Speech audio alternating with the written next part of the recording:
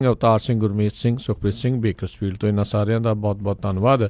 ਜੇਕਰ ਤੁਸੀਂ ਜਾਂ ਕੋਈ ਹੋਰ ਕਾਰੋਬਾਰ ਇਸ ਪ੍ਰੋਗਰਾਮ ਨੂੰ ਸਪਾਂਸਰ ਕਰਨਾ ਚਾਹੁੰਦੇ ਹੋ, ਸੰਪਰਕ ਕਰ ਸਕਦੇ ਹੋ 408 722 7698 ਦੇ ਉੱਤੇ। ਗੱਲਬਾਤ ਦਾ ਸਿਲਸਿਲਾ ਮਿੰਟੂ ਜੀ ਕਰਦੇ ਹਾਂ ਸ਼ੁਰੂ।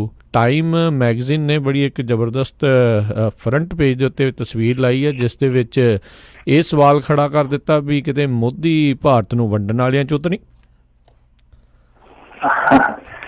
ਦੇਖੋ, ਇਹਨਾਂ ਨੇ ਤੇ ਵੈਸੇ ਜਿਹੜੀ ਹੈਡਿੰਗ ਦਿੱਤੀ ਆ ਉਹ ਆਪਣੇ ਆਪ ਦੇ ਵਿੱਚ ਉਹ ਸਾਰੀ ਸਟੋਰੀ ਨੂੰ ਦੱਸ ਦਿੰਦੀ ਆ, ਜਿਹਦੇ ਵਿੱਚ ਉਹਨਾਂ ਨੇ ਲਿਖਿਆ ਇੰਡੀਆ ਡਿਵਾਈਡਰ ਇਨ ਚੀਫ, ਵੰਡੀ ਪਾਉਣ ਵਾਲਾ ਮੁਖੀ। ਇਹਦੇ ਵਿੱਚ ਹੀ ਸਾਰਾ ਕੁਛ ਆ ਜਾਂਦਾ ਹੈ। ਜੋ ਸਰਲੇਖ ਆ ਉਹ ਸਾਰੀ ਕਹਾਣੀ ਜਿਹੜੀ ਆ ਉਹ ਬਿਆਨ ਹੋ ਜਾਂਦੀ ਹੈ ਉਹਦੇ ਥਰੂ। ਤਾਂ ਜਿਹੜਾ ਆਤਿਸ਼ ਤਾਸੀਰ ਆ, ਵੈਸੇ ਬਹੁਤ ਘੱਟ ਲੋਕਾਂ ਨੂੰ ਪਤਾ ਹੈ। ਜਿਹਨੇ ਇਹ ਸਟੋਰੀ ਲਾਈ ਆ ਉਹਦੀ ਮਾਤਾ ਜਿਹੜੀ ਉਹ ਬਹੁਤ ਵੱਡੀ ਪੱਤਰਕਾਰ ਹੈ ਇੱਧਰ ਇੰਡੀਆ 'ਚ, ਪਰਲੀਨ ਸਿੰਘ, ਉਹਦਾ ਮੁੰਡਾ ਵਾ ਜਿਹੜਾ ਉਹ ਤਾਸੀਰ ਆ ਜਿਹਨੇ ਇਹ ਸਟੋਰੀ ਜਿਹੜੀ ਕੀਤੀ ਆ। ਤਾਂ ਉਸ ਸਟੋਰੀ ਦੇ ਵਿੱਚ ਹੁਣ ਪੂਰਾ ਕੀ ਆ ਇਹਨਾਂ ਦਾ ਨਹੀਂ ਪਤਾ, ਕਿਉਂਕਿ ਅੰਗਰੇਜ਼ੀ ਨਾਲ ਮੇਰੀ ਤਾਂ ਵੈਸੇ ਵੀ 752 ਤੇ, ਪਰ ਜਿੰਨੇ ਕੁ ਨਿਕਲ ਕੇ ਆਏ ਆ ਅੰਸ਼ ਉਹਦੇ ਵਿੱਚੋਂ, ਉਹਨਾਂ ਨੇ ਸਭ ਤੋਂ ਵੱਡਾ ਤੇ ਵੈਸੇ ਸਵਾਲ ਉਸ ਸਟੋਰੀ ਦੇ ਜਿਹੜਾ ਕਵਰ ਪੇਜ ਦੇ ਵਿੱਚ ਸਰਲੇਖ ਆ ਉਹਦੇ ਵਿੱਚ ਜਿਹੜਾ ਇੱਕ ਹੈਗੇ ਹੁੱਕ ਲਾਈਨ ਜੀ ਦਿੱਤੀ ਆ, ਉਹਦੇ ਵਿੱਚ ਵੀ ਆ ਜਾਂਦਾ ਕਿ ਦੁਨੀਆ ਦਾ ਸਭ ਤੋਂ ਵੱਡਾ ਲੋਕਤੰਤਰ ਭਾਰਤ ਕੀ 5 ਸਾਲ ਹੋਰ ਮੋਦੀ ਸਰਕਾਰ ਨੂੰ ਚੱਲ ਸਕਦਾ। ਤਾਂ ਇਹ ਆਪਣੇ ਆਪ ਦੇ ਵਿੱਚ ਬਹੁਤ ਵੱਡਾ ਸਵਾਲ ਹੈ। ਤਾਂ ਫਿਰ ਦੂਜੀਆਂ ਚੀਜ਼ਾਂ ਉਹਨਾਂ ਨੇ ਜਿਹੜੀਆਂ ਇਹਦੇ ਵਿੱਚ ਲਿਖੀਆਂ ਨੇ ਕਿ ਹਰ ਇੱਕ ਤਬਕਾ ਜਿੱਦਾਂ ਲਾ ਲਓ ਘੱਟ ਗਿਣਤੀਆਂ, ਉਦਾਰਵਾਦੀ ਹੈ ਜਾਂ ਹੇਠਲੇ ਜਾਤਾਂ ਚੋਂ ਜਿਹੜੇ ਪਛੜੇ ਵਰਗ ਚੋਂ ਆ ਜਾਂਦੇ ਲੋਕ, ਤਾਂ ਉਹਨਾਂ ਨਾਲ ਕਿਤੇ ਨਾ ਕਿਤੇ ਜ਼ਿਆਦਤੀਆਂ ਹੋਈਆਂ ਨੇ ਇਸ ਦਾ। ਸੋ ਇਸ ਸਟੋਰੀ ਨੂੰ ਲੈ ਕੇ ਜੋ ਟਾਈਮਜ਼ ਮੈਗਜ਼ੀਨ ਦੇ ਕਵਰ ਪੇਜ ਤੇ ਛਪੀ ਆ, ਉਹਦੀ ਫੋਟੋ ਵੀ ਲੱਗੀ ਆ, ਤਾਂ ਇਹਨੂੰ ਲੈ ਕੇ ਇੱਥੇ ਹਾ ਹੱਲਾ ਮਚਣਾ ਸ਼ੁਰੂ ਹੋ ਗਿਆ। ਹੁਣ ਜਿਹੜੇ ਭਗਤ ਆ ਉਹ ਤੇ ਭਾਈ ਬੜੇ ਚੀਕਣ ਡਏ ਆ, ਉਹ ਕਹਿੰਦੇ ਕਿ ਇਹ ਰਸਾਲਾ ਹੁੰਦਾ ਕੌਣ ਆ ਜਿਹੜਾ ਸਾਡੇ ਪ੍ਰਧਾਨ ਮੰਤਰੀ ਦੀ ਗੱਲ ਕਰੂਗਾ। ਤੇ ਜਿਹੜੇ ਕੁਛ ਵਿਰੋਧੀ ਆ, ਇਹਨਾਂ ਦੀ ਵਿਚਾਰਧਾਰਾ ਦੇ ਵਿਰੁੱਧ ਚੱਲਦੇ ਆ ਜਾਂ ਸਿਆਸੀ ਵਿਰੋਧੀ ਆ, ਉਹ ਕਹਿੰਦੇ ਭਾਈ ਇਹਦੇ ਚ ਝੂਠ ਨਾ ਕੀ ਬੋਲਿਆ, ਦੱਸੋ ਇਹਨਾਂ ਨੇ ਨਹੀਂ ਇਹ ਕੰਮ ਕੀਤਾ। ਹਾਲਾਂਕਿ ਜਿਹੜਾ ਮੀਡੀਆ, ਹੁਣ ਮੀਡੀਆ ਵੀ ਅੱਡੀਆਂ ਚੁੱਕ ਕੇ ਉਸ ਰਸਾਲੇ ਦੇ ਮਗਰ ਪੈ ਗਿਆ ਕਿ ਹਾਂ ਇਹਨਾਂ ਨੇ ਸਾਡੇ ਪ੍ਰਧਾਨ ਮੰਤਰੀ ਬਾਰੇ ਲਿਖਿਆ ਕਿਉਂ ਆ। ਪਰ ਬਹੁਤ ਘੱਟ ਲੋਕਾਂ ਨੂੰ ਚੇਤੇ ਹੋਣਾ ਕਿ ਇਹ ਟਾਈਮਜ਼ ਉਹੀ ਟਾਈਮਜ਼ ਆ ਨਾ ਜਿਹਨੇ ਪਰਸਨ ਆਫ ਦੀ ਈਅਰ ਚੁਣਿਆ ਸੀਗਾ ਨਰਿੰਦਰ ਮੋਦੀ। ਤਾਂ ਜਦੋਂ ਤੁਸੀਂ ਉਦੋਂ ਸ਼ਲਾਘਾ ਕਰਨੋਂ ਨਹੀਂ ਸੀ ਹਟਦੇ, ਤਾਂ ਹੁਣ ਇਹ ਵੀ ਬਚਾਓ ਭਾਈ। ਤਾਂ ਤੁਸੀਂ ਆਪਣੇ ਮੀਡੀਅਮ ਤੋਂ ਕੰਟਰੋਲ ਕਰ ਲੈਂਦੇ ਹੋ ਨਾ, ਤੁਸੀਂ ਟਰੋਲ ਵੀ ਕਰ ਲੈਂਦੇ ਹੋ, ਕੰਟਰੋਲ ਵੀ ਕਰ ਲੈਂਦੇ ਹੋ। ਅਗਲੇ ਤਾਂ ਨਹੀਂ ਨਾ ਹੋਣਗੇ, ਨਾ ਉਹ ਟਰੋਲ ਹੋਣਗੇ ਨਾ ਕੰਟਰੋਲ ਹੋਣਗੇ, ਤਾਂ ਤੁਰੇ ਚਲੋ। ਸੋ ਇਹ ਜਿਹੜੀ ਇਹਨਾਂ ਨੇ ਸਟੋਰੀ ਕੀਤੀ ਉਹਦੇ ਚ ਮੈਂ ਕਹਿੰਦਾ ਕਿ ਪਿੱਟਣ ਪਟਾਉਣ ਵਾਲਾ ਕੁਛ ਨਹੀਂ ਹੈ। ਕਿ ਦਲਿਤਾਂ ਤੇ ਅਤਿਆਚਾਰ ਨਹੀਂ ਹੋਇਆ ਗੁਜਰਾਤ ਦੇ ਵਿੱਚ ਜੋ ਕਾਂਡ ਹੋਏ, ਕਿਹੜਾ ਭੁੱਲਿਆ ਬੰਦਾ। ਇੱਥੇ ਉਹ ਜਿਹੜੀ MST ਸੀਗੀ ਉਹਦੇ ਖਿਲਾਫ ਦੇਸ਼ ਧਰੋਹ ਦਾ ਮੁਕੱਦਮਾ ਦਰਜ ਕਰ ਦਿੱਤਾ ਗਿਆ। ਮਨੁੱਖੀ ਅਧਿਕਾਰ ਸੰਸਥਾ ਜਿਹੜੀ ਬਹੁਤ ਵੱਡੀ ਮਨੁੱਖੀ ਅਧਿਕਾਰਾਂ ਦੀ ਸੰਸਥਾ ਸੀਗੀ। ਫਿਰ ਮਾਈਨੋਰਟੀਜ਼ ਦੇ ਨਾਲ ਕੀ ਹੋਇਆ ਸਭ ਨੂੰ ਪਤਾ। ਤਾਂ ਕਿੰਨੀਆਂ ਮੌਬ ਲਿੰਚਿੰਗ ਦੀਆਂ ਘਟਨਾਵਾਂ ਹੋਈਆਂ, ਉਹਦੇ ਵਿੱਚ ਜਿੰਨੇ ਕਤਲ ਕੀਤੇ ਗਏ ਉਹਦੇ ਵਿੱਚ ਬਹੁਤ ਵੱਡੀ ਪਰਸੈਂਟੇਜ ਇੱਕ ਵਿਸ਼ੇਸ਼ ਫਿਰਕੇ ਦੀ ਸੀ। ਉਹ ਕੀ ਆ ਸਭ ਕੁਛ, ਉਹਨਾਂ ਚੀਜ਼ਾਂ ਨੂੰ ਵਧਾਵਾ ਮਿਲਿਆ, ਉਹਨਾਂ ਚੀਜ਼ਾਂ ਦੇ ਵਿੱਚ ਇਜ਼ਾਫਾ ਹੋਇਆ। ਤਾਂ ਜਿਹੜਾ ਕੌਮਾਂਤਰੀ ਮੀਡੀਆ ਉਹ ਇਹਨਾਂ ਚੀਜ਼ਾਂ ਨੂੰ ਲਊਗਾ। ਤਾਂ ਖੈਰ ਇਹ ਜਿਹੜੀ ਸਟੋਰੀ ਆਈ ਆ ਉਹ ਉਸ ਮੌਕੇ ਤੇ ਆਈ ਆ ਜਦੋਂ ਇਲੈਕਸ਼ਨ ਦੇ 2 ਗੇੜ ਹਾਲੇ ਬਾਕੀ ਆ। ਤਾਂ ਦੇਖਦੇ ਆ ਹੁਣ ਇਹਦੇ ਤੇ ਕੀ ਹੱਲਾ ਹੁੰਦਾ। ਵੈਸੇ ਬਹੁਤ ਹੱਦ ਤੱਕ ਕਹਿ ਲਈਏ ਕਿ ਸਿਆਸੀ ਰਸਾਕਸ਼ੀ ਤੇ ਸ਼ੁਰੂ ਵੀ ਹੋ ਗਈ ਆ, ਪਰ ਟਾਈਮਜ਼ ਵਾਲੇ ਜ਼ਰੂਰ ਕਹਿੰਦੇ ਹੋਣੇ ਆ ਕਿ ਹਸਾਏ ਦਾ ਨਾਂ ਨਹੀਂ ਰਵਾਇਦਾ ਹੋ ਜਾਂਦਾ। ਉਦੋਂ ਸਾਨੂੰ ਇਹਨਾਂ ਨੇ ਕੋਈ ਸ਼ਾਬਾਸ਼ੀ ਨਹੀਂ ਵੱਖਰੀ ਦਿੱਤੀ ਸੀਗੀ, ਪਰ ਹੁਣ ਮਾੜਾ ਜਿਹਾ ਟੀਕਾ ਲਾਇਆ ਤੇ ਭੁੜਕ ਉੱਠੇ ਆ। ਹੁਣ ਕਹਿੰਦੇ ਵੀ US ਦੇ ਵਿੱਚ ਹੀ ਰਿਪੋਰਟਿੰਗ ਕਰੋ, ਤੁਸੀਂ ਕੀ ਪੁੱਛਦੇ ਹੋ ਸਾਡੇ ਪ੍ਰਧਾਨ ਮੰਤਰੀ ਨੂੰ। ਵਾਕਿਆ ਹੀ ਸਹੀ ਗੱਲ ਆ। ਅਗਲੀ ਜਿਹੜੀ ਆਪਾਂ ਗੱਲ ਕਰਦੇ ਹਾਂ, ਸੈਮ ਪਿਤਰੋਦਾ ਦਾ ਜਿਹੜਾ ਸਿੱਖ ਕਤਲੇਆਮ ਦੇ ਉੱਤੇ ਬਿਆਨ ਸੀ, ਉਸ ਤੋਂ ਬਾਅਦ ਦੇ ਵਿੱਚ ਬਹੁਤ ਲੋਕਾਂ ਨੇ ਉਸ ਦਾ ਵਿਰੋਧ ਕੀਤਾ ਤੇ ਹੁਣ ਕਹਿੰਦੇ ਮਾਫੀਆਂ ਤੇ ਆਇਆ ਆ। ਦੇਖੋ, ਪ੍ਰਧਾਨ ਮੰਤਰੀ ਨਰਿੰਦਰ ਮੋਦੀ ਦੀ ਜਿੰਨੀ ਮਰਜ਼ੀ ਆਲੋਚਨਾ ਕਰਦੇ ਆ, ਆਪਾਂ ਵੀ ਕਰਦੇ ਹਾਂ, ਦੂਸਰੇ ਲੋਕ ਵੀ ਕਰਦੇ, ਔਰ ਆਜ਼ਾਦੀ ਵੀ ਆਲੋਚਨਾ ਦੀ। ਪਰ ਇਸ ਮਾਮਲੇ ਦੇ ਵਿੱਚ ਜੇ ਕਹੀਏ ਕਿ ਸੈਮ ਪਿਤਰੋਦਾ ਦੇ ਕੰਨਾਂ ਨੂੰ ਹੱਥ ਲਵਾਇਆ ਤਾਂ ਮੋਦੀ ਨੇ ਲਵਾਇਆ, ਕਿਉਂਕਿ ਨਾਲ ਦੀ ਨਾਲ ਇਹ ਮੁੱਦਾ ਜਿਹੜਾ ਨਰਿੰਦਰ ਮੋਦੀ ਨੇ ਚੁੱਕ ਲਿਆ। ਔਰ ਆਪਾਂ ਗੱਲ ਵੀ ਕੀਤੀ ਸੀਗੀ ਕਿ ਰਾਜੀਵ ਗਾਂਧੀ ਤੇ ਨਰਿੰਦਰ ਮੋਦੀ ਰਾਜਨੀਤੀ ਨੂੰ ਕੇਂਦਰਿਤ ਕਿਉਂ ਕਰਦੇ ਆ। ਤਾਂ ਸੈਮ ਪਿਤਰੋਦਾ ਹੁਣ ਮਨੀ ਸ਼ੰਕਰ ਅਈਅਰ ਦਾ ਰੋਲ ਅਦਾ ਕਰ ਰਿਹਾ, ਜਿਵੇਂ ਗੁਜਰਾਤ ਇਲੈਕਸ਼ਨ ਤੋਂ ਐਨ ਪਹਿਲਾਂ ਉਹਨੇ ਬੇੜਾ ਗਰਕ ਕਰਤਾ ਸੀ ਨਾ ਇਹਨਾਂ ਦਾ। ਤਾਂ ਉਹ ਇਹਨੇ ਬਿਲਕੁਲ ਅੱਗ ਦੇ ਵਿੱਚ ਕਹੀਏ ਤਾਂ ਕੀ ਪਾ ਦਿੱਤਾ, ਘਿਓ ਪਾ ਦਿੱਤਾ। ਹੋਇਆ ਕੀ ਸੀਗਾ ਕਿ ਜਦੋਂ ਸੈਮ ਪਿਤਰੋਦਾ ਨੇ ਇਹ ਬਿਆਨ ਦਿੱਤਾ, ਉਦੋਂ ਰਜੀਤ ਤੇ ਰਾਜਨੀਤੀ ਚੱਲਦੀ ਪਈ ਸੀ, ਸਿੱਖ ਕਤਲੇਆਮ ਤੇ ਰਾਜਨੀਤੀ ਚੱਲਦੀ ਪਈ, ਤਾਂ ਨਰਿੰਦਰ ਮੋਦੀ ਨੇ ਇਸ ਬਿਆਨ ਨੂੰ ਚੁੱਕ ਲਿਆ ਔਰ ਉਹਦਾ ਦੌਰਾ ਵੀ ਅਗਲੇ ਦਿਨ ਹਰਿਆਣੇ 'ਚ ਸੀਗਾ। ਹਰਿਆਣੇ 'ਚ ਵੀ ਸਿੱਖਾਂ ਦੀ ਗਿਣਤੀ ਅੱਛੀ ਖਾਸੀ ਆ। ਫਿਰ ਪੰਜਾਬ ਦਾ ਦੌਰਾ ਸੀਗਾ। ਇੱਥੇ ਆ ਕੇ ਨਰਿੰਦਰ ਮੋਦੀ ਨੇ ਜਿਵੇਂ ਦਬਾਅ ਬਣਾਇਆ, ਹਾਲਾਂਕਿ ਦੇਖੋ ਉਹ ਕੋਈ ਸਿੱਖਾਂ ਦਾ ਜ਼ਿਆਦਾ ਖੈਰ ਖਵਾ ਨਹੀਂ ਹੈ। ਦੌਰਾ ਇਹ ਆ ਕਿਉਂਕਿ ਜੇ ਉਹਨਾਂ ਦੇ ਰਾਜ ਦੇ ਵਿੱਚ ਇਨਸਾਫ ਹੋ ਜਾਂਦਾ, ਪੂਰਨ ਤੌਰ ਤੇ ਇਨਸਾਫ ਮਿਲ ਜਾਂਦਾ, ਫਿਰ ਤੇ ਅਸੀਂ ਕਹਿੰਦੇ ਕਿ ਹਾਂ ਵਾਕਿਆ ਦਿਲੋਂ ਖੈਰ ਖਵਾ ਨੇ। ਤਾਂ ਚਲੋ ਭਾਵੇਂ ਰਾਜਨੀਤਿਕ ਜ਼ਰੂਰਤ ਹੋਵੇ, ਜਿਸ ਤਰੀਕੇ ਨਾਲ ਉਹਨਾਂ ਨੇ ਮੁੱਦਾ ਚੁੱਕਿਆ, ਸੈਮ ਪਿਤਰੋਦਾ ਨੂੰ ਆਪਣੇ ਇਸ ਬਿਆਨ ਤੋਂ ਪਲਟਣਾ ਪਿਆ। ਪਲਟੀ ਇਹਨੇ ਬੜੀ ਖੂਬਸੂਰਤ ਨਾਲ ਬੜੀ ਖੂਬਸੂਰਤੀ ਜਿੱਦਾਂ ਵਰਤ ਕੇ ਨਾ ਮਾਰੀ ਆ। ਕਹਿੰਦਾ ਕਿ ਦੇਖੋ ਜੀ ਮੈਨੂੰ ਹਿੰਦੀ ਭਾਸ਼ਾ ਦਾ ਗਿਆਨ ਘੱਟ ਆ। ਉਹਦਾ ਡਿਗਰੀਆਂ ਪੁੱਛ ਲਓ, ਤੜਾਕ ਤੜਾਕ ਗਣ ਦੇਣਗੇ, ਇੱਥੇ ਪੜ੍ਹ ਕੇ ਆਇਆ ਜੀ, ਮੈਂ ਇੱਥੇ ਪੜ੍ਹ ਕੇ ਆਇਆ। ਤੇ ਕਹਿੰਦੇ ਜੀ ਮੈਨੂੰ ਹਿੰਦੀ ਭਾਸ਼ਾ ਦਾ ਗਿਆਨ ਘੱਟ ਆ, ਮੈਂ ਗਿਆਤਾ ਘੱਟ ਆ, ਸੋ ਇਸ ਕਰਕੇ ਨਾ ਲਫ਼ਜ਼ਾਂ ਦੀ ਚੋਣ ਦੇ ਵਿੱਚ ਕਿਤੇ ਗਲਤੀ ਹੋ ਗਈ, ਮਿਸਟੇਕ ਹੋ ਗਈ। ਮੈਂ ਕਹਿਣਾ ਤੇ ਸੀਗਾ ਜੋ ਹੋਇਆ ਉਹ ਬੁਰਾ ਹੋਇਆ, ਕਹਿ ਬੈਠਾ ਜੋ ਹੋਇਆ ਸੋ ਹੋਇਆ, ਨਿਕਲ ਗਿਆ ਮੂੰਹ ਚੋਂ, ਕੀ ਕਰੀਏ, ਮੈਂ ਮਾਫੀ ਮੰਗਦਾ। ਸੋ ਦੇਖੋ ਕਿੱਡੀ ਚਲਾਕੀ ਹੈ ਕਿ ਮੈਂ ਇਹ ਚੀਜ਼ ਸਮਝ ਨਹੀਂ ਸਕਿਆ। ਇੰਨਾ ਕਿਹੜਾ ਬੇਵਕੂਫ ਹੈ ਬੰਦਾ ਕਿ ਜਿਹੜਾ ਏਡਾ ਵੱਡਾ ਆਖਰੀ ਭੁਲੇਖਾ ਖਾ ਜੂਗਾ। ਤੇ ਜਦੋਂ ਬੰਦਾ ਜੇ ਮੰਨ ਲਓ ਮੂੰਹ ਚ ਆਪਣੇ ਨਿਕਲ ਵੀ ਜਾਂਦੀ ਹੈ, ਕਈ ਦਫਾ ਮੈਂ ਤੁਹਾਡੇ ਨਾਲ ਗੱਲ ਕਰਦਾ ਤਾਂ ਮੈਥੋਂ ਕੋਈ ਸ਼ਬਦ ਹੈ ਜਿਹੜਾ ਉਹ ਗੈਰ ਲੋੜੀਂਦਾ ਨਿਕਲ ਜਾਂਦਾ ਤੇ ਆਪਾਂ ਕਹਿੰਦੇ ਕਿ ਨਹੀਂ ਏਦਾਂ ਨਹੀਂ, ਕੀ ਏਦਾਂ। ਤਾਂ ਜੇ ਉਦੋਂ ਹੀ ਇਸ ਤਰ੍ਹਾਂ ਕਰ ਲੈਂਦੇ ਤਾਂ ਫਿਰ ਤਾਂ ਮੰਨ ਲੈਂਦੇ ਕਿ ਹਾਂ ਵੀ ਚਲੋ ਕਈ ਵਾਰ ਜ਼ਬਾਨ ਜਿਹੜੀ ਹੈ ਸਲਿੱਪ ਹੋ ਜਾਂਦੀ ਆ, ਸ਼ਬਦ ਜਿਹੜਾ ਨਾ ਚਾਹੁੰਦੇ ਵੀ ਨਿਕਲ ਜਾਂਦਾ ਤੁਹਾਡੀ ਜ਼ਬਾਨ ਚੋਂ। ਤਾਂ ਖੈਰ ਇਹਨੇ ਹੁਣ ਮਾਫੀ ਮੰਗੀ ਆ, ਮਾਫੀ ਮੰਗਣੀ ਪੈਣੀ ਸੀਗੀ ਕਿਉਂਕਿ ਕਾਂਗਰਸ ਨੇ ਬਕਾਇਦਾ ਬਿਆਨ ਜਾਰੀ ਕਰ ਦਿੱਤਾ ਸੀਗਾ ਕਿ ਪਾਰਟੀ ਇਸ ਬਿਆਨ ਦੇ ਨਾਲ ਸਟੈਂਡ ਨਹੀਂ ਕਰਦੀ। ਜਦੋਂ ਕੈਪਟਨ ਅਮਰਿੰਦਰ ਸਿੰਘ ਨੇ, ਦੇਖੋ ਇਸ ਮਾਮਲੇ 'ਚ ਕੈਪਟਨ ਅਮਰਿੰਦਰ ਸਿੰਘ ਦੀ ਅੱਛੀ ਖਾਸੀ ਆਲੋਚਨਾ ਹੁੰਦੀ ਹੈ, ਪਰ ਇਹਨੂੰ ਪਤਾ ਸੀਗਾ ਕਿ ਗਾਂ ਇਲੈਕਸ਼ਨ ਆਉਂਦਾ ਤੇ ਮੁੱਦਾ ਬਣਾ ਲੈਣਾ ਅਕਾਲੀਆਂ ਨੇ। ਅਕਾਲੀ ਤਾਂ ਵੈਸੇ ਵੀ ਇਹਨਾਂ ਤੋਂ ਤੁਹਾਨੂੰ ਪਤਾ ਹੀ ਹੈ ਕਿ ਕਿਸ ਤਰ੍ਹਾਂ ਖਾਰ ਖਾਂਦੇ ਆ। ਤਾਂ ਕੈਪਟਨ ਅਮਰਿੰਦਰ ਸਿੰਘ ਨੇ ਵੀ ਇਹਦੇ ਤੇ ਕਾਫੀ ਵੱਡਾ ਬਿਆਨ ਦਿੱਤਾ ਸੀਗਾ। ਉਹਨੇ ਆਖਿਆ ਕਿ ਮੈਂ ਕਿਸੇ ਵੀ ਸੂਰਤ ਦੇ ਵਿੱਚ ਇਹਨੂੰ ਸਵੀਕਾਰ ਨਹੀਂ ਕਰਦਾ। ਇਹ ਸਰਕਾਰਾਂ ਦਾ ਕੰਮ ਹੁੰਦਾ ਤੇ ਉਹ ਜਾਣਨ ਇਹ ਕਿਵੇਂ ਹੋਇਆ, ਕੌਣ ਜ਼ਿੰਮੇਵਾਰ ਹੈ। ਤਾਂ ਜ਼ਰੂਰ ਪਤਾ ਲੱਗਣਾ ਚਾਹੀਦਾ, ਕੋਈ ਫਰਕ ਨਹੀਂ ਪੈਂਦਾ ਕਿੰਨੇ ਸਾਲ ਬੀਤ ਗਏ ਆ। ਤਾਂ ਬਿਲਕੁਲ ਸੈਮ ਪਿਤਰੋਦਾ ਨੂੰ ਸ਼ਰਮ ਕਰਨੀ ਚਾਹੀਦੀ ਆ ਕਿ ਤੁਸੀਂ ਇੰਦਰਾ ਗਾਂਧੀ ਨੂੰ ਹੁਣ ਤੱਕ ਯਾਦ ਕਰਦੇ ਹੋ ਕਿ ਤੁਸੀਂ ਭੁੱਲ ਗਏ ਹੋ। ਤਾਂ ਏਦਾਂ ਹੀ ਆ ਜਿਨ੍ਹਾਂ ਦੀ ਰੂਹ ਤੇ ਨਸੂਰ ਆ, ਉਹ ਇਨਸਾਫ ਤੋਂ ਬਗੈਰ ਕਿੱਦਾਂ ਠੀਕ ਹੋ ਸਕਦਾ। ਤੇ ਤੁਸੀਂ ਉਲਟਾ ਕਹਿੰਦੇ ਜੋ ਹੋ ਗਿਆ ਸੋ ਹੋ ਗਿਆ, ਹੁਣ ਭੁੱਲ ਜਾਓ। ਤਾਂ ਏਦਾਂ ਦੀਆਂ ਗੱਲਾਂ ਜਿਹੜੀਆਂ ਉਹ ਕਰਨ ਤੋਂ ਗੁਰੇਜ਼ ਕਰਨਾ ਚਾਹੀਦਾ ਕਿਉਂਕਿ ਇੱਕ ਤੇ ਤੁਸੀਂ ਇੱਕ ਜ਼ਖਮ ਦਿੱਤਾ ਫਿਰ ਉਹਨੂੰ ਕਰੇਦਣ ਲੱਗਦੇ ਹੋ, ਤਾਂ ਮੇਰੇ ਖਿਆਲ ਦੇ ਨਾਲ ਠੀਕ ਨਹੀਂ ਹੈ। ਰਾਜਨੀਤਿਕ ਪੱਖ ਤੋਂ ਵੀ ਠੀਕ ਨਹੀਂ ਹੈ, ਇਨਸਾਨੀ ਪੱਖ ਤੋਂ ਵੀ ਠੀਕ ਨਹੀਂ ਹੈ ਜੀ। ਤੇ ਪਰ ਮਿੰਟੂ ਜੀ ਕਪਤਾਨ ਉਹੀ ਹੈ ਜਿਹੜਾ ਕਲੀਨ ਚਿੱਟਾਂ ਵੀ ਵੰਡਦਾ ਫਿਰਦਾ ਸੀ ਇਸੇ ਮਾਮਲਿਆਂ ਦੇ ਵਿੱਚ। ਹੁਣ ਜ਼ਰੂਰਤ ਹੈ ਨਾ, ਬਿਲਕੁਲ ਹੁਣ ਜ਼ਰੂਰਤ ਹੈ ਨਾ। ਮੈਂ ਤੁਹਾਨੂੰ ਦੱਸਿਆ ਕਿ ਉਹਨੂੰ ਪਤਾ ਕਿ ਖਲਾਰਾ ਪੈ ਜਾਣਾ। ਅਕਾਲੀਆਂ ਕੋਲ ਦੇਖੋ ਇਹਨਾਂ ਕੋਲ ਬੇਅਦਬੀਆਂ ਦਾ ਹਥਿਆਰ ਆ, ਤਾਂ ਉਹਨਾਂ ਦੇ ਕੋਲ ਇਹ ਹੈਗਾ ਉਹ ਇਸ ਮਾਮਲੇ ਤੇ ਥੋੜਾ ਜਿਹਾ ਅੱਗੇ ਜਾ ਸਕਦੇ ਆ। ਜਾਂ ਦੇਖੋ ਜੀ ਇਹ ਮੂੰਹ ਕਹਿਣ ਦੇ ਆ, ਅਸੀਂ ਕੋਈ ਝੂਠ ਥੋੜੀ ਬੋਲਦੇ ਆ। ਦੇਖ ਲਓ ਇਸੇ ਕਰਕੇ ਕੈਪਟਨ ਅਮਰਿੰਦਰ ਸਿੰਘ ਨੂੰ ਕਹਿਣਾ ਪਿਆ। ਵਾਕਈ ਗੱਲ ਤੁਹਾਡਾ ਸਵਾਲ ਜਾਇਜ਼ ਆ, ਵਾਜਬ ਆ ਕਿ ਕੈਪਟਨ ਅਮਰਿੰਦਰ ਸਿੰਘ ਉਹੀ ਹੈ ਜਿਹੜਾ ਹੁਣ ਤੱਕ ਡਿਫੈਂਡ ਕਰਦਾ ਆ, ਤੇ ਜਾਂ ਖੁੱਲ ਕੇ ਅੱਜ ਹੀ ਕਹਿ ਦਿੰਦਾ ਕਿ ਹਾਂ ਭਾਈ ਇਹ ਕੌਣ ਹੁੰਦਾ ਕਹਿਣ ਵਾਲਾ। ਉਦੋਂ ਇਹ ਗਲਤੀ ਹੋਈ ਹੈ ਸਾਡੀ ਪਾਰਟੀ ਤੋਂ ਜਾਂ ਸਾਡੇ ਆਪਣੇ ਜਿਹੜੇ ਹੁਕਮਰਾਨ ਸੀਗੇ ਉਹਨਾਂ ਤੋਂ ਇਸ ਤਰ੍ਹਾਂ ਹੋਇਆ। ਮੰਨਣ, ਖੁੱਲ ਕੇ ਮੰਨਣ ਵੀ। ਜੀ ਜੀ, ਅਗਲੀ ਗੱਲ ਕਰਦੇ ਹਾਂ। ਮੋਦੀ ਹੁਣੀ ਪਹੁੰਚੇ ਨੇ ਪੰਜਾਬ ਤੇ ਰੈਲੀ ਨੂੰ ਕੀਤਾ ਹੈ ਸੰਬੋਧਨ। ਹਾਂ ਬਿਲਕੁਲ, ਨਰਿੰਦਰ ਮੋਦੀ ਹੋਰਾਂ ਨੇ ਅਖਾੜਾ 'ਚ ਪੂਰਾ ਵਿਖਾ ਦਿੱਤਾ ਕਿ ਆਏ ਆ। ਔਰ ਵੈਸੇ ਵੀ ਗਲਾ ਇਹਨਾਂ ਦਾ ਬੋਲ ਬੋਲ ਕੇ ਬੈਠਾ ਤਾਂ ਜਿਵੇਂ ਅੱਗੇ ਪਿੱਛੇ ਜੇ ਸਿੱਧੂ ਦਾ ਬਿਲਕੁਲ ਹੈਡ ਬਹਿ ਗਿਆ ਸੀਗਾ, ਜਿਵੇਂ ਹੈਡਫੋਨ ਹੁੰਦੇ ਸੀਗੇ ਟੇਬਰ ਕਾਟਾਂ ਦੇ, ਕਈ ਵਾਰ ਖਰਾਬ ਹੋ ਜਾਂਦੇ ਤੇ ਕੈਸ ਚਲਾਉਣੋਂ ਹਟ ਜਾਂਦੇ ਸੀ। ਤਾਂ ਓਦਾਂ ਹੀ ਗਲਾ ਜਿਹੜਾ ਬੋਲ ਬੋਲ ਕੇ ਬੈਠ ਜਾਂਦਾ ਕਿਉਂਕਿ ਦੇਖੋ ਬੰਦਾ ਕੋਈ ਮਸ਼ੀਨ ਥੋੜੀ ਹੈ। ਸੋ ਨਰਿੰਦਰ ਮੋਦੀ ਆਇਆ ਇੱਥੇ, ਤਾਂ ਆਉਣ ਤੋਂ ਪਹਿਲਾਂ ਵੈਸੇ ਇੱਥੇ ਕੰਮ ਇੱਕ ਬਹੁਤ ਗਲਤ ਹੋਇਆ। ਜਿਹੜੀ ਡਮੀ ਰਿਹਰਸਲ ਚੱਲੀ ਜਾਂਦੀ ਸੀਗੀ ਇਹਨਾਂ ਦੇ ਕਾਨਵੇ ਦੀ, ਤਾਂ ਉਸ ਦਰਮਿਆਨ ਇੱਕ ਹਾਦਸਾ ਹੋ ਗਿਆ, ਉਹਦੇ ਵਿੱਚ 10 ਜਾਨਾਂ ਚਲੇ ਗਈਆਂ ਸੀਗੀਆਂ ਖਲਾ।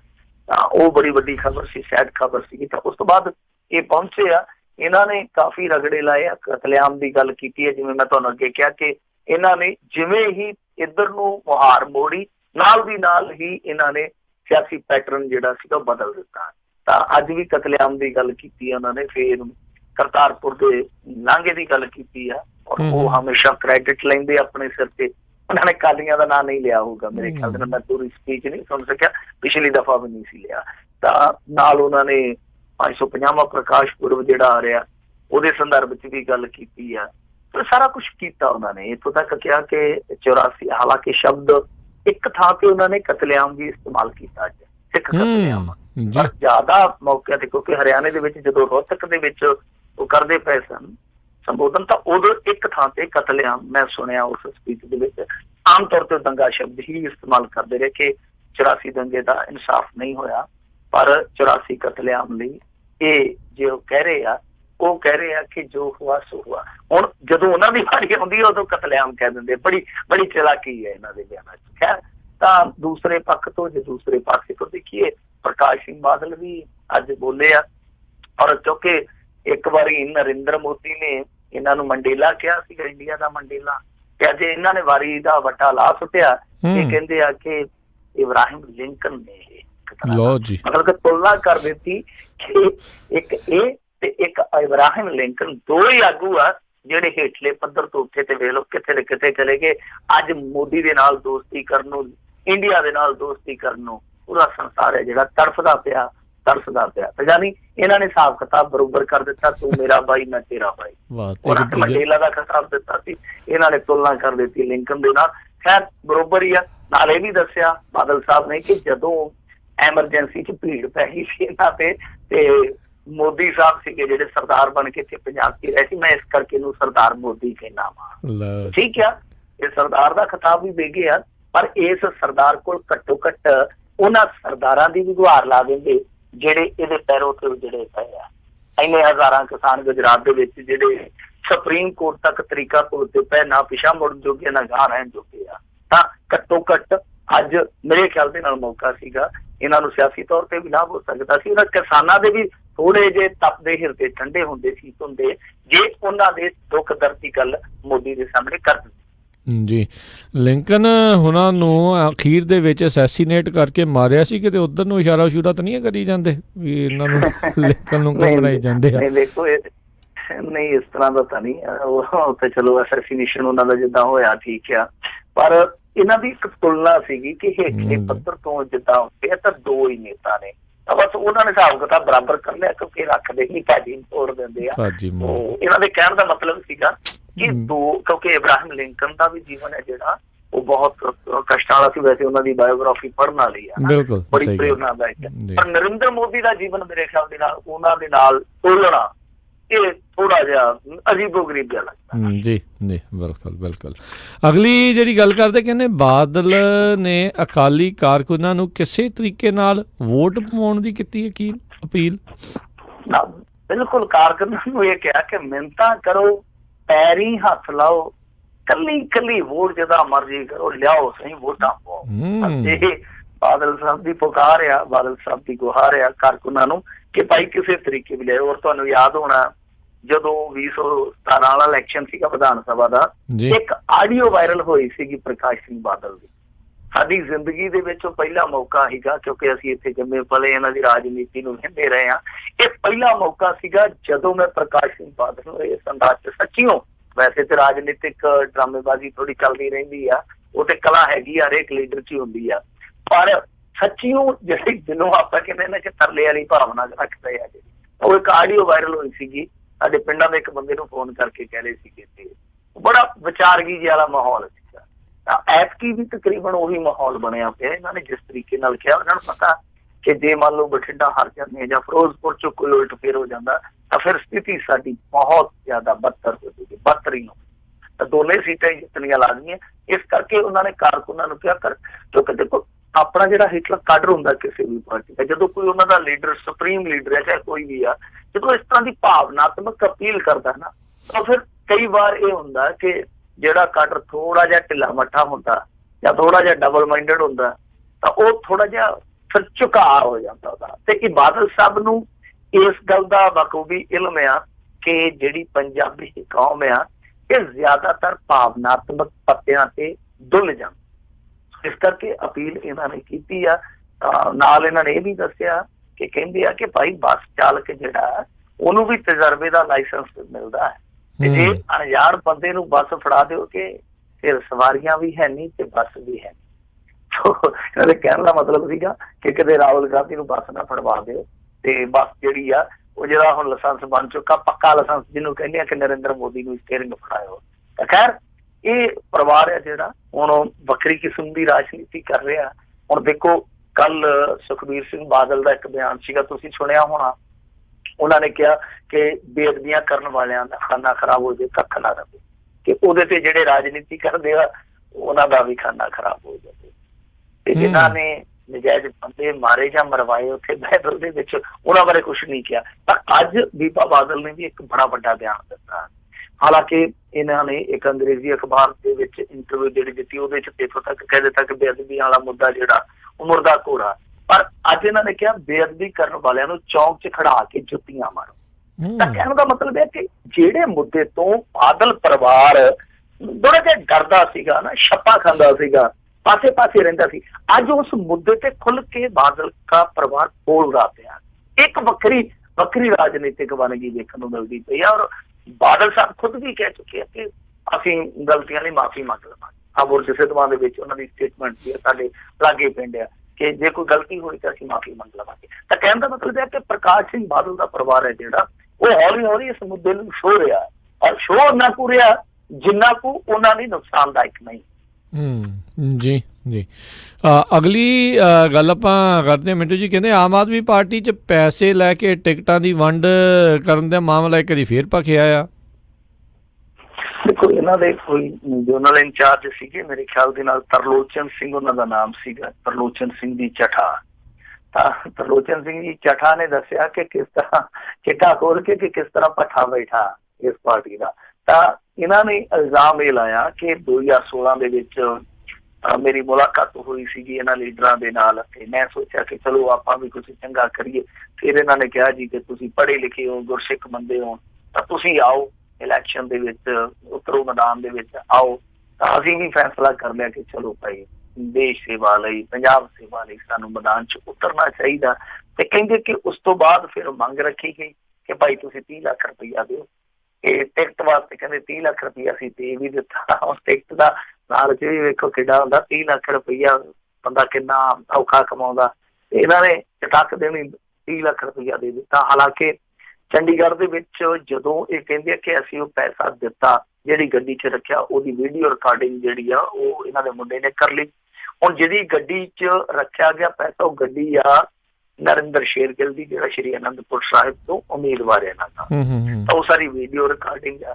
ਹੁਣ ਜਿਹੜਾ ਨਰਿੰਦਰ ਸ਼ੇਰਗਿੱਲ ਆ ਉਹ ਕਹਿੰਦਾ ਜੀ ਕਿ ਦੇਖੋ ਮੈਂ ਤੇ ਗੱਡੀ ਪਾਰਟੀ ਨੂੰ ਦਿੱਤੀ ਸੀ, ਉਹਨਾਂ ਦਿਨਾਂ 'ਚੋਂ ਮੁੱਕਰ ਗਏ ਆ। ਉਹ ਕਹਿੰਦੇ ਕਿ ਗੱਡੀ ਤਾਂ ਮੇਰੀ ਆ, ਪਰ ਮੈਂ ਉਹਨਾਂ ਦਿਨਾਂ 'ਚ ਪਾਰਟੀ ਨੂੰ ਦਾਨ ਕਰ ਰੱਖੀ ਸੀ ਜੀ ਗੱਡੀ, ਤੇ ਇਸ ਕਰਕੇ ਕੀ ਪਤਾ, ਮੈਨੂੰ ਕੀ ਪਤਾ ਉਹਦੇ 'ਚ ਕੋਈ ਗਾਜਰਾਂ ਰੱਖੀ ਜਾਂਦਾ, ਕੋਈ ਛੋਲੇ ਰੱਖੀ ਜਾਂਦਾ, ਪੈਸੇ ਰੱਖੀ ਜਾਂਦਾ, ਮੈਨੂੰ ਕੀ ਪਤਾ। ਤਾਂ ਉਹਨਾਂ ਨੇ ਪੱਲਾ ਝਾੜ ਦਿੱਤਾ ਇਹ ਕਹਿ ਕੇ, ਜਦ ਕਿ ਇਹ ਕਹਿੰਦੇ ਆ ਕਿ ਇਹ ਸਾਰਾ ਕੁਛ ਹੈ ਜਿਹੜਾ ਉਹ ਦੁਰਗੇਸ਼ ਪਾਠਕ ਜਿਹੜਾ ਸੀਗਾ ਇਹਨਾਂ ਦਾ, ਉਹਦੇ ਥਰੂ ਹੋਇਆ। ਸੋ ਸਾਰਾ ਕੁਛ ਹੈ ਜਿਹੜਾ ਇਹ ਲੀਡਰ ਹੈ ਜਿਹੜੇ ਇਹਨਾਂ ਨੇ ਰਲ ਮਿਲ ਕੇ ਕੀਤਾ। ਉਸ ਤੋਂ ਬਾਅਦ 30 ਲੱਖ ਲੈ ਕੇ ਇਹਨਾਂ ਨੇ 20 ਲੱਖ ਰੁਪਈਆ ਹੋਰ ਲਿਆ। ਫਿਰ ਲੱਲੇ ਭੱਬੇ ਮਾਰਦੇ ਰਹੇ, ਕਹਿੰਦੇ ਜੀ ਕਿ ਅਸੀਂ ਏਦਾਂ ਕਰਾਂਗੇ ਜੀ, ਤੁਹਾਨੂੰ ਚੇਅਰਮੈਨ ਹੀ ਦੇ ਦਿਆਂਗੇ, ਫਲਾਂ ਕਰ ਦਿਆਂਗੇ। ਉਹ ਕੁਛ ਵੀ ਨਹੀਂ ਕੀਤਾ। ਤਾਂ ਬਾਅਦ ਦੇ ਵਿੱਚ ਕਹਿੰਦੇ ਕਿ ਜਦੋਂ ਅਸੀਂ ਪੈਸੇ ਮੰਗਣੇ ਸ਼ੁਰੂ ਕਰ ਦਿੱਤੇ, ਉਦੋਂ ਵੀ ਟਰਕਾਈ ਗਏ। ਤਾਂ ਪਿੱਛੇ ਅਸੀਂ ਸੋਚਿਆ ਕਿ ਭਾਈ ਹੁਣ ਵੇਲਾ ਆ ਗਿਆ ਇਹਨਾਂ ਦਾ ਭਾਂਡਾ ਜਿਹੜਾ ਭੰਨ ਗਈ। ਸੋ ਖੁੱਲ ਕੇ ਹੁਣ ਮੈਦਾਨ 'ਚ ਆ ਗਿਆ। ਤਾਂ ਇਹ ਪਹਿਲਾ ਮੌਕਾ ਨਹੀਂ, ਅੱਗੇ ਵੀ ਅਖਬਾਰਾਂ 'ਚ ਖਬਰਾਂ ਛਪੀਆਂ। ਇਸੇ ਇਲਾਕੇ ਦੇ ਵਿੱਚੋਂ ਹੀ ਇੱਕ ਬੰਦੇ ਨੇ 20 ਲੱਖ ਰੁਪਈਆ ਜਿਹੜਾ ਉਹ ਮੜਾਇਆ ਸੀ, ਕੇਸ ਪੈ ਗਿਆ ਸੀ ਗਾਂ ਦੀ ਗਾਂ, ਬਹੁਤ ਅੱਗੇ ਤੱਕ ਚਲੇ ਗਿਆ ਸੀਗਾ। ਇਹ ਇੱਕ ਤਰ੍ਹਾਂ ਨਾਲ ਫਿਰ ਕਹਿ ਲਈਏ ਇਲੈਕਸ਼ਨ ਦੇ ਵਿੱਚ ਨਵਾਂ ਸਿਆਪਾ ਆਮ ਆਦਮੀ ਪਾਰਟੀ ਲਈ, ਜਿਹਦੇ ਵਿੱਚ ਆਮ ਆਦਮੀ ਪਾਰਟੀ ਕੋਲ ਜਵਾਬ ਦੇਣ ਲਈ ਬਹੁਤਾ ਕੁਛ ਨਹੀਂ ਹੈ, ਕਿਉਂਕਿ ਇਹ ਇਹਨਾਂ ਦਾ ਆਪਣਾ ਹੀ ਹੈ, ਬਹੁਤ ਵੱਡਾ ਆਗੂ ਆ ਉਸ ਏਰੀਏ ਦਾ। ਇਹਦੇ ਤੇ ਕੋਈ ਦਾਗ ਨਹੀਂ ਹੈ, ਕੋਈ ਇਲਜ਼ਾਮ ਨਹੀਂ ਹੈ। ਤਾਂ ਉਹਦੀ ਗੱਲ ਦੇ ਵਿੱਚ ਕਿੰਨਾ ਕੁ ਵਜ਼ਨ ਹੈ, ਕਿੰਨੀ ਕੁ ਸੱਚਾਈ ਹੈ, ਉਹ ਜਾਣਦਾ ਹੈ। ਪਰ ਆਮ ਆਦਮੀ ਪਾਰਟੀ ਦੇ ਲੀਡਰਾਂ ਨੂੰ ਇਹ ਨਹੀਂ ਸੋਚ ਰਹੇ ਹਾਂ ਕਿ ਇਸ ਮਾਮਲੇ ਤੇ ਅਸੀਂ ਜਵਾਬ ਕੀ ਦਈਏ। ਉਹ ਕਹਿੰਦੇ ਜੀ ਕਿ ਉਹ ਜ਼ਿੰਮੇਵਾਰੀ ਉਹਦੀ ਆ, ਉਹ ਜ਼ਿੰਮੇਵਾਰੀ ਉਹਦੀ ਆ, ਫਲਾਂ ਦੀ ਹੈ, ਟਮਕਾਂ ਦੀ ਹੈ। ਜਿੱਦਾਂ ਨਰਿੰਦਰ ਸਿੰਘ ਸ਼ੇਰਗਿੱਲ ਹੈ ਜਿਹੜਾ, ਉਹ ਨਿਕਲ ਗਿਆ ਕਹਿ ਕੇ ਇਹ ਮੇਰੀ ਗੱਡੀ ਆਪਣੀ ਹੈ ਜੀ, ਗੱਡੀ ਤੋਂ ਮੈਂ ਮੁਨਕਰ ਨਹੀਂ ਆ, ਪਰ ਗੱਡੀ ਮੈਂ ਉਹਨਾਂ ਦਿਨਾਂ ਦੇ ਵਿੱਚ ਲੀਡਰਾਂ ਨੂੰ ਦੇ ਰੱਖੀ ਸੀ। ਹੁਣ ਪੁੱਛਦਾ ਪੱਤਰਕਾਰ, ਉਹ ਰਿਕਾਰਡਿੰਗ ਵੀ ਹੈ ਇੰਟਰਨੈਟ ਤੇ ਪਈ, ਉਹ ਪੱਤਰਕਾਰ ਪੁੱਛਦਾ ਜਿਹੜਾ ਵਰਜਨ ਲੈ ਰਿਹਾ, ਕਹਿੰਦਾ ਕਿ ਕਿਹਨੂੰ ਦਿੱਤੀ ਸੀ? ਕਹਿੰਦਾ ਜੀ ਮੈਨੂੰ ਕੀ ਪਤਾ, ਇੱਥੋਂ ਆਉਂਦੇ ਸੀ ਦਿੱਲੀ ਤੋਂ, ਕਈ ਲਈ ਫਿਰਦੇ ਗੱਡੀ, ਮੈਂ ਤਾਂ ਆਪ ਬੜਾ ਉਹਨਾਂ ਦਿਨਾਂ ਚੌਕਾ ਰਿਹਾ। ਕੁਛ ਨਾ ਕੁਛ ਤੇ ਹੈ ਐਸਾ ਪੈਸਾ ਕਿ ਅੰਦਰ ਖਾਤੇ ਜੋ ਵੀ ਹੋਇਆ ਹੁਣ ਪਤਾ ਲੱਗੂਗਾ ਜੇ ਕੋਈ ਜਾਂਚ ਪੜਤਾਲ ਹੁੰਦੀ, ਪਰ ਜਾਂਚ ਪੜਤਾਲ ਕਰਵਾਉਣੀ ਕਿੰਨੇ ਆ, ਇੱਕ ਸਵਾਲ ਆ। ਜੀ ਜੀ। ਅਗਲੀ ਜਿਹੜੀ ਗੱਲ ਕਰਦੇ, ਕਹਿੰਦੇ ਅਕਾਲੀ ਦਲ ਤੇ ਜਿਹੜੇ ਚੋਣਾਂ 'ਚ ਦਿੱਲੀ ਕਮੇਟੀ ਦੀਆਂ ਗੱਡੀਆਂ ਤੇ ਸ਼੍ਰੋਮਣੀ ਕਮੇਟੀ ਦਾ ਲੰਗਰ ਵਰਤਣ ਦੇ ਦੋਸ਼ ਨੇ। ਇਹ ਤੇ ਬੜੇ ਪੁਰਾਣੇ ਦੋਸ਼ ਲੱਗਦੇ ਆ। ਸਹੀ ਗੱਲ। ਇਹਨਾਂ ਦੋਸ਼ਾਂ ਤੇ ਇੱਕ ਵਾਰੀ ਲੰਗੋਵਾਲ ਸਾਹਿਬ ਨੇ ਖੁੱਲ ਕੇ ਕਹਿਤਾ ਹੈਗਾ ਕਿ ਭਾਈ ਅਕਾਲੀ ਦਲ ਦੀ ਅਸੀਂ ਨਹੀਂ ਕਰਾਂਗੇ ਤਾਂ ਹੋਰ ਕਿਹਦੀ ਕਰਾਂਗੇ। ਉਹਦੇ ਧਰਨੇ 'ਚ ਵੀ ਬਹਿ ਗਏ ਸੀ ਇੱਕ ਵਾਰੀ ਆ ਕੇ ਮੇਰੇ ਖਿਆਲ ਉਸ ਦਾ ਸਾਥਾ ਉਹਨਾਂ ਦਾ ਤਾਂ ਕੰਮ ਹੈ ਕਿ ਅਕਾਲੀ ਦਲ ਭਾਈ ਸ਼੍ਰੋਮਣੀ ਗੁਰਦੁਆਰਾ ਪ੍ਰਬੰਧਕ ਕਮੇਟੀ ਦਾ ਸੰਚਾਲਕ ਹੈ ਤੇ ਅਸੀਂ ਤੇ ਜਾਵਾਂਗੇ। ਤਾਂ ਖੈਰ ਸ਼ਿਕਾਇਤ ਹੋਈ ਆ, ਸ਼ਿਕਾਇਤ ਕੀਤੀ ਆ ਹਰਜਿੰਦਰ ਸਿੰਘ ਮਾਂਝੀ ਹੋਰਾਂ ਨੇ, ਕਿਉਂਕਿ ਉਹ ਭਰਤੀ ਘੁਟਾਲੇ ਵਾਲਾ ਚੱਕਰ ਲਈ ਫਿਰਦੇ ਆ, ਚੁੱਕੀ ਫਿਰਦੇ ਆ। ਇਹਨਾਂ ਨੇ ਜਾ ਕੇ ਜਿਹੜੀ ਸ਼ਿਕਾਇਤ ਦਿੱਤੀ ਆ, ਜਿਹੜੇ ਮੁੱਖ ਚੋਣ ਅਧਿਕਾਰੀ ਐਸ ਕਰੁਣਾ ਰਾਜੂ, ਉਹਨਾਂ ਨੂੰ ਸ਼ਿਕਾਇਤ ਦੇ ਕੇ ਇਹਨਾਂ ਨੇ ਆਖਿਆ ਕਿ ਬਠਿੰਡਾ ਔਰ ਫਿਰੋਜ਼ਪੁਰ ਦੇ ਵਿੱਚ ਦਿੱਲੀ ਸਿੱਖ ਗੁਰਦੁਆਰਾ ਕਮੇਟੀ ਦੀਆਂ ਗੱਡੀਆਂ ਜਿਹੜੀਆਂ ਉਹਨਾਂ ਦੀ ਵਰਤੋਂ ਕੀਤੀ ਜਾ ਰਹੀ ਹੈ। ਬਾਕਾਇਦਾ ਨੰਬਰ ਦਿੱਤੇ ਗਏ ਆ, ਕਹਿੰਦੇ ਕਿ ਦਿੱਲੀ ਕਮੇਟੀ ਦੀਆਂ 2 ਗੱਡੀਆਂ DL 12 CD 1412 ਅਤੇ DL 8 CAR 5515, ਇਹ 2 ਗੱਡੀਆਂ ਜਿਨ੍ਹਾਂ ਦੇ ਸਬੂਤ ਸਾਹਮਣੇ ਆਏ। ਨਾਲ ਉਹਨਾਂ ਨੇ ਅਖਬਾਰਾਂ ਦੀਆਂ ਕਾਤਰਾਂ ਵੀ ਲਾਈਆਂ ਨੇ ਕਿ ਆਹ ਦੇਖੋ ਜੀ ਉੱਥੇ ਬਠਿੰਡੇ ਦੇ ਵਿੱਚ ਖਬਰਾਂ ਛਪੀਆਂ। ਸੋ ਇਹਨਾਂ ਦੀ ਸ਼ਿਕਾਇਤ ਜਿਹੜੀ ਹੁਣ ਪੁੱਜ ਗਈ ਹੈ। ਕਹਿੰਦੇ ਕਿ ਲੰਗਰ ਵੀ ਹੈ ਜਿਹੜੇ ਉਹ ਵੀ ਗੁਰਦੁਆਰਾ ਪ੍ਰਬੰਧਕ ਕਮੇਟੀ ਦੇ ਗੁਰਦੁਆਰਿਆਂ ਚੋਂ ਆ ਰਹੇ ਆ। ਹੁਣ ਦੇਖਦੇ ਆ ਕਰਦੇ ਕੀ ਆ, ਪਰ ਇਸ ਤਰ੍ਹਾਂ ਦੇ ਮਾਮਲੇ ਤਾਂ ਤੁਹਾਨੂੰ ਪਤਾ ਹੀ ਆ ਕਿ ਅੱਗੇ ਵੀ ਜਿਹੜੇ ਆ ਉਹ ਬਹੁਤ ਵਾਰੀ ਸਾਹਮਣੇ ਆਏ ਆ। ਇੱਥੇ ਤੇ ਅਸੈਂਬਲੀ ਦੇ ਵਿੱਚ ਖੜ ਕੇ ਇਹਨਾਂ ਦੇ ਆਪਣੇ ਸ਼ਰੀਕ ਨੇ ਕਹਿ ਦਿੱਤਾ ਸੀਗਾ ਕਿ ਮਰਗ ਤੇ ਜਲੇਬੀਆਂ ਦਾ ਲੰਗਰ ਵੀ ਉਹਨਾਂ ਨੇ ਲਾਇਆ ਸੀਗਾ, ਉਦੋਂ ਵੀ ਬੜੀ ਖਿੱਚਤਾਣ ਹੋਈ ਸੀਗੀ। ਸੋ ਇਸ ਮਾਮਲੇ 'ਚ ਹੁਣ ਦੇਖਦੇ ਆ ਕਿ ਚੋਣ ਕਮਿਸ਼ਨ ਕੀ ਨੋਟਿਸ ਲੈਂਦਾ। ਪਰ ਮੇਰੇ ਖਿਆਲ ਦੇ ਨਾਲ ਜਿਹੜਾ ਪੰਜਾਬ ਦਾ ਜਿਹੜਾ ਸੂਬਾਈ ਚੋਣ ਕਮਿਸ਼ਨ ਆ ਉਹਦੀ ਵੀ ਹਾਲਤ ਜਿਹੜੀ ਆ ਉਹਦੇ ਵੱਖਰੀ ਨਹੀਂ ਕੌਮੀ ਚੋਣ ਕਮਿਸ਼ਨ ਤੋਂ। ਇਹਨਾਂ ਦੇ ਖਿਲਾਫ ਬਾਦਲ ਸਾਹਿਬ ਕੇ ਪਰਿਵਾਰ ਦੇ ਖਿਲਾਫ ਕਾਫੀ ਸ਼ਿਕਾਇਤਾਂ ਗਈਆਂ, ਜਿਹਦੇ 'ਚ ਸੁਖਬੀਰ ਸਿੰਘ ਬਾਦਲ ਵਾਲੀ ਉਹ ਵੀ ਸ਼ਿਕਾਇਤ ਆ ਜਿਹੜੀ ਆਪਾਂ ਇੱਕ ਦਿਨ ਵਿਚਾਰੀ ਸੀ, ਜੋ ਬਲਵੰਤ ਸਿੰਘ ਖੇੜਾ ਨੇ ਦਿੱਤੀ ਆ। ਤਾਂ ਜਿਹੜੀਆਂ ਸ਼ਿਕਾਇਤਾਂ ਇਹਨਾਂ ਨਿਵਾਰਨ, ਇਹਨਾਂ ਦਾ ਨਿਬੇੜਾ ਵੀ ਬਹੁਤੀ ਜਲਦੀ ਨਹੀਂ ਹੋ ਰਿਹਾ। ਤਾਂ ਇਹ ਇੱਕ ਸਵਾਲ ਆ ਕਿ ਜਿਹੜੇ ਚੋਣ ਕਮਿਸ਼ਨ, ਜਿਹੜੇ ਸੂਬਾਈ ਚੋਣ ਕਮਿਸ਼ਨ ਆ, ਉਹ ਵੀ ਉਸੇ ਰਫਤਾਰ ਦੇ ਨਾਲ ਹੀ ਚੱਲਦੇ ਪਏ ਅੱਜ ਕੱਲ ਜਿਸ ਤਰ੍ਹਾਂ ਉਹਨਾਂ ਦਾ ਬਹੁਤ ਚੱਲਦਾ ਪਿਆ। ਜੀ ਜੀ। ਅਗਲੀ ਗੱਲ ਕਰਦੇ, ਕਹਿੰਦੇ ਜੀਰੇ ਦੇ ਖੋਖਿਆਂ ਦਾ ਮੁੱਦਾ ਜਾ ਪਹੁੰਚਿਆ ਹਾਈ ਕੋਰਟ। ਜੀਰਾ ਵੀ ਚਰਚਾ ਦੇ ਵਿੱਚ ਹੀ ਰਹਿੰਦਾ ਹੈ। ਦਲਵੀਰ ਸਿੰਘ ਜੀਰੇ ਦਾ ਇਹ ਸ਼ਹਿਰ ਆ ਤਾਂ ਜੀਰਾ ਚਰਚੇ 'ਚ ਹੀ ਰਹਿੰਦਾ। ਤਾਂ ਦੇਖੋ ਇੱਕ ਹਾਈਵੇ ਨਿਕਲਿਆ ਕੋਟਕਪੂਰੇ ਤੋਂ, ਜੇ ਆਪਾਂ ਅੰਮ੍ਰਿਤਸਰ ਨੂੰ ਜਾਈਏ ਤਾਂ ਫਰੀਦਕੋਟ, ਜੀਰਾ, ਮਖੂ, ਹਰੀਕੇ, ਤਰਨਤਾਰਨ, ਇਹਦਾ ਅੰਮ੍ਰਿਤਸਰ ਨੂੰ ਜਾਂਦਾ ਹਾਈਵੇ। ਤਾਂ ਜਦੋਂ ਜੀਰੇ ਦੇ ਵਿੱਚੋਂ ਨਿਕਲਦਾ ਤਾਂ ਉੱਥੇ ਕਿਨਾਰੇ ਤੇ ਖੋਖੇ ਬਣਾ ਦਿੱਤੇ ਗਏ ਆ। ਖੋਖੇ ਹੁਣ ਇਹ ਨਹੀਂ ਆ ਕਿ ਉਹ ਲੱਕੜ ਦੇ ਜਿੱਦਾਂ ਆਪਾਂ ਬੇਟੀਆਂ ਸਿਗਟਾਂ ਵਾਲੇ ਦੇਖਦੇ ਆ ਖੋਖੇ, ਨਹੀਂ, ਇਹ ਬੜੇ ਆਲੀਸ਼ਾਨ ਪੱਕੇ ਤੇ ਏਦਾਂ ਦੇ ਪੇਂਟ ਕਰਾਏ ਆ, ਜਿਹਦੇ ਤੇ ਅਗਲੇ ਸ਼ਟਰ ਤੇ ਤਿਰੰਗਾ ਜਿਹਾ ਬਣਿਆ, ਉੱਤੇ ਰੈੱਡ ਕਲਰ, ਵਿਚਾਲੇ ਵਾਈਟ ਆ, ਹੇਠਾਂ ਹਰਿਆਲੀ ਹੈ ਜਿਹੜੀ ਉਹ ਹਰੇ ਰੰਗ ਚੋਂ ਝਲਕਦੀ ਆ। ਤਾਂ ਇਹ ਪੱਕੇ ਖੋਖੇ ਆ ਜਿਨ੍ਹਾਂ ਦੀ ਤਾਦਾਦ ਜਿਹੜੀ ਆ ਉਹ 200 ਦੇ ਕਰੀਬ ਆ। ਹਾਲਾਂਕਿ ਅੱਜ ਅਕਾਲੀ ਦਲ ਦੇ ਇੱਕ IT ਸੈੱਲ ਦੇ ਆਗੂ ਨੇ ਇਹ ਵੀ ਦਾਅਵਾ ਕੀਤਾ ਕਿ ਇਹਨਾਂ ਖੋਖਿਆਂ ਦਾ ਉਦਘਾਟਨ ਜਿਹੜਾ ਉਹ ਖੁਦ ਨਵਜੋਤ ਸਿੰਘ ਸਿੱਧੂ ਨੇ ਕੀਤਾ ਸੀ ਔਰ ਜੀਰੇ ਹੋਰਾਂ ਨੇ ਆ ਕੇ ਕਰਵਾਇਆ।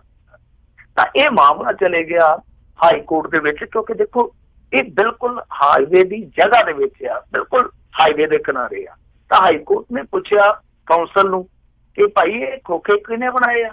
ਉਹ ਕਹਿੰਦੇ ਦੇਖੋ ਹਜ਼ੂਰ ਜੀ, ਸਾਨੂੰ ਕੋਈ ਪਤਾ ਨਹੀਂ ਕੌਣ ਬਣਾ ਗਿਆ। ਹੁਣ ਕਮਾਲ ਦੀ ਗੱਲ ਆ ਕਿ 200 ਪੱਕਾ ਖੋਖਾ, ਯਾਨੀ ਖੋਖੇ ਤੋਂ ਭਾਵੇਂ ਕਿ ਦੁਕਾਨਾਂ ਉਹ ਸਾਰੀਆਂ ਜਾਂਦੀਆਂ ਨੇ, ਨਿੱਕੀਆਂ ਨਿੱਕੀਆਂ ਦੁਕਾਨਾਂ, ਔਰ ਉਹਨਾਂ ਨੂੰ ਸ਼ਟਰ ਲਾਏ ਜਾਂਦੇ, ਸ਼ਟਰਿੰਗ ਹੁੰਦੀ ਆ ਬਕਾਇਦਾ। ਪਰ ਕੌਂਸਲ ਕੰਪੋਜ਼ ਦੀਆਂ ਗੋਲੀਆਂ ਖਾ ਕੇ ਸੁੱਤੀ ਆ। ਉਹ ਕਹਿੰਦੀ ਕਿ ਮਹਾਰਾਜ ਸਾਨੂੰ ਕੋਈ ਪਤਾ ਕੌਣ ਬਣਾ ਗਿਆ। ਤੇ ਜਿਨ੍ਹਾਂ ਨੇ ਅਗਾਂਹ ਕਿਰਾਏ ਤੇ ਲਏ ਆ ਉਹ ਕਹਿੰਦੇ ਜੀ ਕਿ 700 ਤੇ 50-50 ਹਜ਼ਾਰ, ਲੱਖ ਰੁਪਈਆ ਵੀ ਲੈ ਲਿਆ ਇਹਨਾਂ ਨੇ, ਕੋਈ ਰਸੀਦ ਨਹੀਂ ਦਿੱਤੀ, ਕੋਈ ਸਾਨੂੰ ਅੱਗੋਂ ਕੋਈ ਦਸਤਾਵੇਜ਼ ਨਹੀਂ ਦਿੱਤਾ। ਕਹਿੰਦੇ ਕਿ ਤੁਸੀਂ ਬੈਠੋ, ਤੁਸੀਂ ਕਿਰਾਇਆ ਦੇ ਦਿਆ ਕਰੋ ਤੇ ਆਪਣਾ ਕੰਮ ਕਰ ਚਲਾਓ। ਸੋ ਇਹੋ ਜਿਹੀ ਹਾਲਤ ਬਣੀ ਪਈ ਹੈ। ਹੁਣ ਹਾਈ ਕੋਰਟ ਇਸ ਮਾਮਲੇ ਨੂੰ ਵਿਚਾਰਦਾ ਪਿਆ। ਕੁੱਲ ਮਿਲਾ ਕੇ ਇਹ ਕਾਲਾ ਮਾਲਾ ਹੀ ਨਜ਼ਰ ਆਉਂਦਾ, ਕਿਉਂਕਿ ਜਿਹੜੀ ਉੱਥੋਂ ਦੀ ਕੌਂਸਲ ਆ ਉਹ ਔਰ ਹੁਕਮਰਾਨ ਧਿਰ ਦੇ ਬੰਦਿਆਂ ਦੇ ਆਪਸ ਦੇ ਵਿੱਚ ਮੇਲ ਤੋਂ ਬਗੈਰ ਇਹ ਸਾਰਾ ਖੇਲ ਕਿੱਦਾਂ ਹੋ ਸਕਦਾ, ਇਹ ਪੋਸੀਬਲ ਹੀ ਨਹੀਂ ਜਾਪਦਾ। ਕਿਉਂਕਿ ਹਾਈਵੇ ਅਥਾਰਟੀ ਆਫ ਇੰਡੀਆ ਦੀ ਜਗ੍ਹਾ ਉਹਦੇ ਤੇ ਕਬਜ਼ਾ ਹੋਣਾ, ਫਿਰ ਉਹਦੇ ਤੇ ਉਸਾਰੀ ਹੋਣੀ, ਉਹਦੇ ਤੇ ਰੰਗ ਰੋਗਨ ਹੋਣਾ, ਤੇ ਕੌਂਸਲ ਨੇ ਕਹਿਣਾ ਕਿ ਮੈਨੂੰ ਤਾਂ ਪਤਾ ਹੀ ਨਹੀਂ। ਇਹ ਸਿੱਧੇ ਤੌਰ ਤੇ ਇਸ਼ਾਰਾ ਕਰਦਾ ਕਿ ਖੇਡ ਜਿਹੜੀ ਸੀਗੀ ਉਹ ਰਲ ਮਿਲ ਕੇ ਖੇਡੀ ਗਈ। ਜੀ ਜੀ। ਅਗਲੀ ਕਹਿੰਦੇ ਪੰਜਾਬ ਦੇ ਸਰਕਾਰੀ ਸਕੂਲਾਂ ਦੇ ਨਤੀਜੇ ਰਹੇ ਸ਼ਾਨਦਾਰ। ਦੇਖੋ ਇਹ ਚੰਗੀ ਖਬਰ ਆ, ਸੁਖਦ ਖਬਰ ਆ, ਬਹੁਤ ਵਧੀਆ ਖਬਰ ਆ, ਕਿਉਂਕਿ ਪਿਛਲੀ ਦਫਾ ਸਾਡਾ 10ਵੀਂ ਦਾ ਰਿਜ਼ਲਟ ਸੀਗਾ ਜਿਹੜਾ ਉਹ ਮਹਿਜ਼ 58.14% ਸੀਗਾ, ਤਾਂ ਐਤਕੀ ਇਹ ਵੱਧ ਕੇ ਹੋ ਗਿਆ 88.21%। ਤਾਂ ਤਕਰੀਬਨ 30% ਦਾ ਉਛਾਲ। ਤਾਂ ਮੇਰੇ ਖਿਆਲ ਦੇ ਨਾਲ ਇਹ ਇੱਕ ਬਿਹਤਰੀਨ ਕਾਮਯਾਬੀ ਹੈ, ਸਿੱਖਿਆ ਬੋਰਡ ਦੀ ਵੀ ਹੈ, ਅਧਿਆਪਕਾਂ ਦੀ ਵੀ ਹੈ, ਸਰਕਾਰੀ ਪ੍ਰਬੰਧਨ ਦੀ ਵੀ ਹੈ, ਸਾਰਿਆਂ ਦੀ ਹੈ। ਤਾਂ ਪਿਛਲੀ ਦਫਾ ਦੱਸਦੇ ਕਿ 104 ਸੀਨੀਅਰ ਸੈਕੰਡਰੀ ਸਕੂਲਾਂ ਦਾ ਜਿਹੜਾ ਨਤੀਜਾ ਸੀ ਉਹ 100% ਸੀਗਾ, ਤੇ ਇਸ ਸਾਲ 940 ਸਕੂਲ ਇਹ ਨਤੀਜਾ ਹਾਸਲ ਕਰਨ 'ਚ ਸਫਲ ਹੋਇਆ। ਯਾਨੀ ਤੁਸੀਂ ਆਪ ਹੀ ਅੰਦਾਜ਼ਾ ਲਾ ਲਓ, ਤਕਰੀਬਨ 800 ਸਕੂਲਾਂ ਨੇ ਇਹ ਨਤੀਜਾ ਜਿਹੜਾ ਇਸ ਦਫਾ ਜ਼ਿਆਦਾ ਦਿੱਤਾ। ਤਾਂ ਇਹ ਇੱਕ ਬੜੀ ਸੁਖਦ ਖਬਰ ਆ, ਖੁਸ਼ਖਬਰੀ ਆ ਸਾਡੇ ਪੰਜਾਬੀਆਂ ਵਾਸਤੇ। ਤਰਸ ਗਏ ਆ ਕੰਨ ਸਾਡੇ ਇਹ ਕੋਈ ਚੱਜ ਦੀ ਖਬਰ ਆਵੇ। ਵੈਸੇ ਇੱਕ ਹੋਰ ਵੀ ਖਬਰ ਆ ਰਹੀ ਸੀ, ਇੱਕ ਸਰਵੇਖਣ ਆ, ਉਹਦੇ ਮੁਤਾਬਕ ਦੁਨੀਆ ਦੇ ਵਿੱਚ ਸਭ ਤੋਂ ਜ਼ਿਆਦਾ ਬੋਲੀਆਂ ਜਾਣ ਵਾਲੀਆਂ ਬੋਲੀਆਂ ਦੀ ਦਰਜਾਬੰਦੀ 'ਚ ਪੰਜਾਬੀ 10ਵੇਂ ਸਥਾਨ ਤੇ ਪਹੁੰਚੀ ਆ, ਕਿ ਕਰੀਬ 100 ਮਿਲੀਅਨ ਲੋਕਾਂ ਦੀ ਇਹ ਬੋਲੀ ਬਣੀ ਆ। ਤਾਂ ਉਹ ਚਲੋ ਇੱਕ ਆਪਣੀ ਅਚੀਵਮੈਂਟ, ਉਹਦੇ ਤੇ ਕੁਛ ਲੋਕ ਕਿੰਤੂ ਵੀ ਕਰਦੇ ਆ। ਇਸ ਤਰ੍ਹਾਂ ਦੇ ਸਰਵੇਖਣਾਂ ਤੇ ਯਾਰ ਯਕੀਨ ਨਹੀਂ ਕਰਨਾ ਚਾਹੀਦਾ। ਚਲੋ ਜਿਹਨੇ ਕਰਨਾ ਕਰ ਸਕਦਾ, ਜਿਹਨੇ ਨਹੀਂ ਕਰਨਾ ਉਹ ਨਾ ਵੀ ਕਰੇ, ਕਿਉਂਕਿ ਇੱਕ ਕੌਮਾਂਤਰੀ ਮੈਗਜ਼ੀਨ ਨੇ ਸਰਵੇਖਣ ਕਰਾਇਆ ਸੀਗਾ। ਬਟ ਆਹ ਖਬਰ ਜਿਹੜੀ ਆ ਇਹ ਬਹੁਤ ਵਧੀਆ ਸਰਕਾਰੀ ਸਕੂਲਾਂ ਦੇ ਲਿਹਾਜ਼ ਦੇ ਨਾਲ, ਕਿਉਂਕਿ ਸਾਡੇ ਸਰਕਾਰੀ ਸਕੂਲਾਂ ਦਾ ਢਾਂਚਾ ਜਿਹੜਾ ਉਹ ਬਹੁਤ ਖਸਤਾ ਹਾਲ ਆ। ਪਰ ਆਹ ਖਬਰ ਜੇ ਆਈ ਆ ਤਾਂ ਇਸ ਤਰ੍ਹਾਂ ਜਦੋਂ ਨਤੀਜੇ ਵਧੀਆ ਆਉਣਗੇ ਤਾਂ ਫਿਰ ਇਹਨਾਂ ਦੀ ਜ਼ਿੰਦਗੀ ਅੱਗੇ ਜਿਹੜੀ ਆ ਸਕੂਲਾਂ ਦੀ ਵੱਧ ਸਕਦੀ ਹੈ। ਕ੍ਰਿਸ਼ਨ ਕੁਮਾਰ ਨੇ ਵੀ ਚੰਗਾ ਕੰਮ ਕੀਤਾ, ਅਧਿਆਪਕਾਂ ਨੂੰ ਵੀ ਸਲੂਟ, ਔਰ ਖਾਸ ਤੌਰ ਤੇ ਜਿਹੜੇ ਬੱਚੇ ਮਿਹਨਤ ਕਰਕੇ ਇਸ ਸ਼ਾਨਦਾਰ ਨਤੀਜੇ ਨੂੰ ਪ੍ਰਾਪਤ ਕਰਕੇ ਗਏ ਆ ਉਹਨਾਂ ਸਾਰਿਆਂ ਨੂੰ ਸ਼ਾਬਾਸ਼ੀ। ਤਾਂ ਏਦਾਂ ਦੀਆਂ ਖਬਰਾਂ ਜਿਹੜੀਆਂ ਪੰਜਾਬ 'ਚੋਂ ਵੱਧ ਤੋਂ ਵੱਧ ਆਉਣ, ਸਾਡੇ ਵਰਗੇ ਵੱਧ ਤੋਂ ਵੱਧ ਸੁਣਾਉਣ, ਤੁਹਾਡੇ ਵਰਗੇ ਵੱਧ ਤੋਂ ਵੱਧ ਸੁਣ ਕੇ ਸੁਖ ਪਾਉਣ, ਇਹੀ ਦੁਆ ਕਰੀਏ। ਜੀ ਜੀ।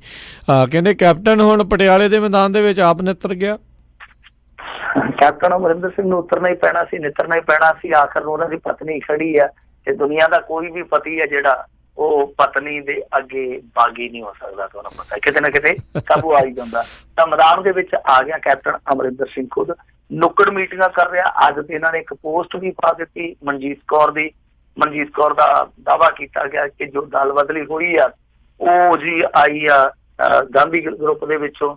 ਤਾਂ ਗਾਂਧੀ ਹੋਰਾਂ ਨੇ ਇਹ ਕਹਿ ਦਿੱਤਾ ਕਿ ਇਹ ਬਿਲਕੁਲ ਫੇਕ ਆ, ਫਾਲਸ ਆ, ਇਹ ਸਾਡੀ ਪਾਰਟੀ ਦੇ ਕਿਸੇ ਅਹੁਦੇ ਤੇ ਨਿਯੁਕਤ ਨਹੀਂ ਸਨ।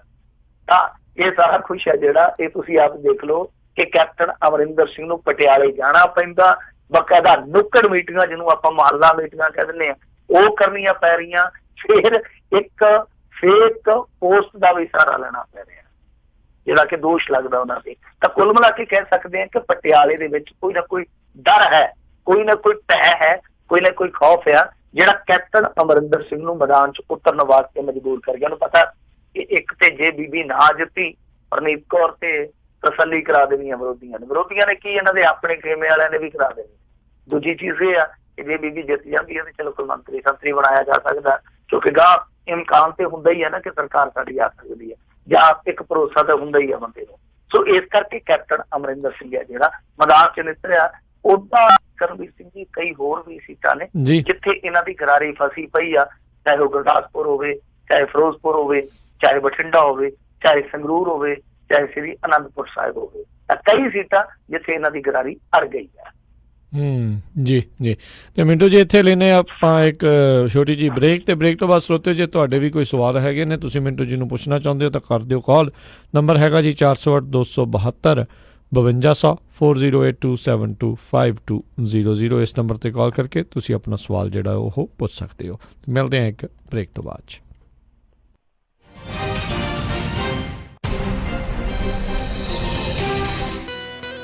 ਐਲਕ ਗਰੋਵ ਦਾ ਸਭ ਤੋਂ ਵੱਡਾ grocery store India spices and music under new management ਤੇ ਤੁਸੀਂ ਇਹਨਾਂ ਤੋਂ ਆਰਗੈਨਿਕ ਅਤੇ ਗਲੂਟਨ ਫ੍ਰੀ ਆਟਾ, ਦਾਲਾਂ ਅਤੇ ਮਸਾਲੇ ਵੀ ਖਰੀਦ ਸਕਦੇ ਹੋ। ਦੇਸੀ ਦਵਾਈਆਂ ਅਤੇ ਕੁਦਰਤੀ ਜੜੀਆਂ ਬੂਟੀਆਂ ਵੀ ਖਰੀਦ ਸਕਦੇ ਹੋ ਅਤੇ ਨਾਲ ਹੀ ਖਰੀਦ ਸਕਦੇ ਹੋ ਭਾਰਤੀ ਗਰੋਸਰੀ, ਮਸਾਲੇ, ਮਠਿਆਈਆਂ, ਬਰਤਨ, ਕਹੀ, ਦਾਤੀ, ਰੰਬੇ ਅਤੇ ਦੇਸੀ ਮੰਜੇ ਵੀ ਖਰੀਦ ਸਕਦੇ ਹੋ। ਤਾਜ਼ਾ ਸਬਜ਼ੀਆਂ ਹਰ ਰੋਜ਼ ਮਿਲਦੀਆਂ ਹਨ। ਪੰਜਾਬੀ ਸਟਾਈਲ ਆਟਾ, ਕਣਕ ਦਾ ਆਟਾ, ਮਲਟੀਗ੍ਰੇਨ ਆਟਾ ਅਤੇ ਸ਼ੂਗਰ ਕੰਟਰੋਲ ਆਟਾ ਖਰੀਦ ਸਕਦੇ ਹੋ ਅਤੇ ਇਸ ਦੇ ਨਾਲ ਹੀ ਮਿਲਸਟ੍ਰੀਮ ਨੈਚੁਰਲ ਫੂਡ ਵੱਲੋਂ ਤਿਆਰ ਕੀਤਾ ਹੋਇਆ ਸ਼ੂਗਰ ਕੰਟਰੋਲ ਆਟਾ ਅਤੇ ਮਿਲਸਟ੍ਰੀਮ ਗਲੂਟਨ ਫ੍ਰੀ ਆਟਾ ਵੀ ਖਰੀਦ ਸਕਦੇ ਹੋ। ਵਿਆਹ ਸ਼ਾਦੀ ਲਈ ਜਾਗੋ, ਢੋਲਕੀ, ਛੱਜ ਅਤੇ ਹੋਰ ਸਮਾਨ ਵੀ ਉਪਲਬਧ ਹੈ। ਵਧੇਰੇ ਜਾਣਕਾਰੀ ਲਈ ਗੱਲ ਕਰ ਸਕਦੇ ਹੋ Pal Singh Boparai 9166911110 916 691 1110 India spices and music 9059 Bruceville road suite 100 Elk Grove.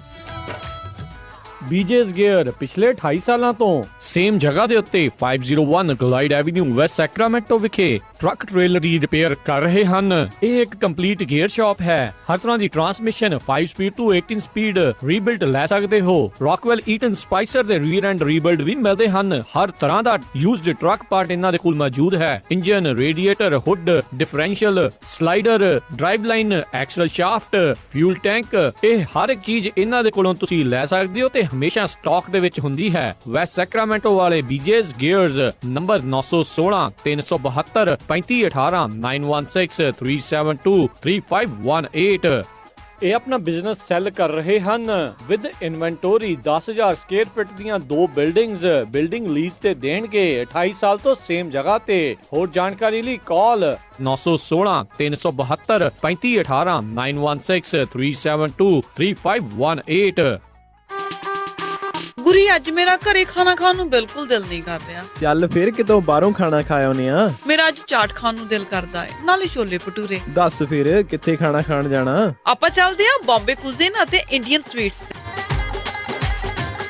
Bombay cuisine ਅਤੇ ਇੰਡੀਅਨ ਸਵੀਟਸ, ਜਿੱਥੇ ਕਿ ਤੁਸੀਂ ਵੈਜ, ਨਾਨ ਵੈਜ ਖਾਣਾ ਵੀ ਖਾ ਸਕਦੇ ਹੋ, ਛੋਲੇ ਭਟੂਰੇ ਵੀ ਖਾ ਸਕਦੇ ਹੋ ਤੇ ਖਾ ਸਕਦੇ ਹੋ ਹਰ ਇੱਕ ਤਰ੍ਹਾਂ ਦੀ ਚਾਟ ਅਤੇ ਵਿਆਹ ਸ਼ਾਦੀ ਵਾਸਤੇ ਭਾਜੀ ਵੀ ਬਣਾਉਂਦੇ ਹਨ। 50 ਬੰਦਿਆਂ ਦੇ ਬੈਠ ਕੇ ਖਾਣ ਦੀ ਜਗ੍ਹਾ ਵੀ ਹੈ ਅਤੇ ਫੂਡ ਨੂੰ ਟੂ ਗੋ ਵੀ ਕਰ ਸਕਦੇ ਹੋ ਤੇ ਆਉਂਦੇ ਆਪਾਂ ਮੰਮੀ ਹੁਣਾਂ ਵਾਸਤੇ ਮਠਿਆਈਆਂ ਵੀ ਲੈ ਆਵਾਂਗੇ। ਬੰਬੇ ਕੁਜ਼ੀਨ ਅਤੇ ਇੰਡੀਅਨ ਸਵੀਟਸ 7452 ਫੁੱਟਹਿਲ ਬੁਲੇਵਾਰਡ, ਰੋਜ਼ਵਿਲ ਅਤੇ ਇਹਨਾਂ ਦੀ ਨਵੀਂ ਬ੍ਰਾਂਚ 1013 ਰੈਲੀਸ ਸਟਰੀਟ, ਫੋਲਸਮ ਦੀ ਗ੍ਰੈਂਡ ਓਪਨਿੰਗ ਵੀ ਹੋ ਚੁੱਕੀ ਹੈ। ਵਧੇਰੇ ਜਾਣਕਾਰੀ ਲਈ ਗੱਲ ਕਰ ਸਕਦੇ ਹੋ 2482284580 248 228 4580 ਅਤੇ ਇਹਨਾਂ ਨੂੰ ਕਿਚਨ ਵਿੱਚ ਹੈਲਪਰ ਦੀ ਵੀ ਜ਼ਰੂਰਤ ਹੈ। ਚੱਲ ਫਿਰ ਚੱਲੀਏ Bombay cuisine and Indian sweets ਤੇ।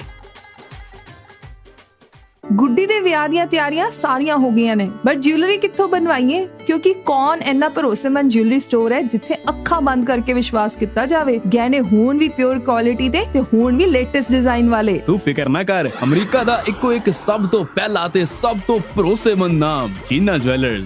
ਜੀਨਾ ਦਾ ਸ਼ੋਰੂਮ ਸੋਨੇ, ਚਾਂਦੀ ਤੇ ਡਾਇਮੰਡ ਜੁਐਲਰੀ ਨਾਲ ਭਰਿਆ ਪਿਆ ਹੈ। 22 ਕੈਰਟ ਦੇ ਔਰਤਾਂ, ਮਰਦਾਂ ਤੇ ਬੱਚਿਆਂ ਦੇ ਗਹਿਣਿਆਂ ਦੀ ਲੇਟੈਸਟ ਵੈਰਾਈਟੀ ਹੈ ਉਹਨਾਂ ਕੋਲ। ਕੁੰਦਨ, ਡਾਇਮੰਡ ਤੇ ਪੋਲਕੀ ਸੈਟਸ ਵੀ ਅਵੇਲੇਬਲ ਨੇ। ਤੂੰ ਦੇਖੀ, ਸਾਡੀ ਗੁੱਡੀ ਦੇ ਗਹਿਣੇ ਵੇਖ ਕੇ ਲੋਕ ਵੇਖਦੇ ਰਹਿ ਜਾਣਗੇ। ਨਾਲੇ ਉਹ ਕੰਪਿਊਟਰਾਈਜ਼ਡ ਮਸ਼ੀਨ ਨਾਲ ਚੈੱਕ ਕਰਕੇ ਬਿਲਕੁਲ ਪਿਓਰ ਸੋਨਾ ਦਿੰਦੇ ਨੇ। ਜੀਨਾ ਜੁਐਲਰਸ, ਜਿੱਥੋਂ ਤੁਸੀਂ ਹੋਲਸੇਲ ਪ੍ਰਾਈਸ ਤੇ ਸੋਨੇ ਦੇ ਬਿਸਕਿਟ ਵੇਚ ਜਾਂ ਖਰੀਦ ਵੀ ਸਕਦੇ ਹੋ। ਨਾਲੇ ਪੁਰਾਣਾ ਸੋਨਾ ਗਹਿਣੇ ਰੱਖ ਕੇ ਲੋਨ ਵੀ ਲੈ ਸਕਦੇ ਹੋ। ਤਾਂ ਫਿਰ ਗਹਿਣੇ ਤਾਂ ਅਸੀਂ ਉੱਥੋਂ ਹੀ ਬਣਵਾਵਾਂਗੇ, ਜੀਨਾ ਜੁਐਲਰਸ ਤੋਂ। ਤੁਸੀਂ ਵੀ ਅੱਜ ਹੀ ਆਓ। Jeena jewellers, 7454 Stockton boulevard, Sacramento. Phone number 916 956 3094 916 956 3094।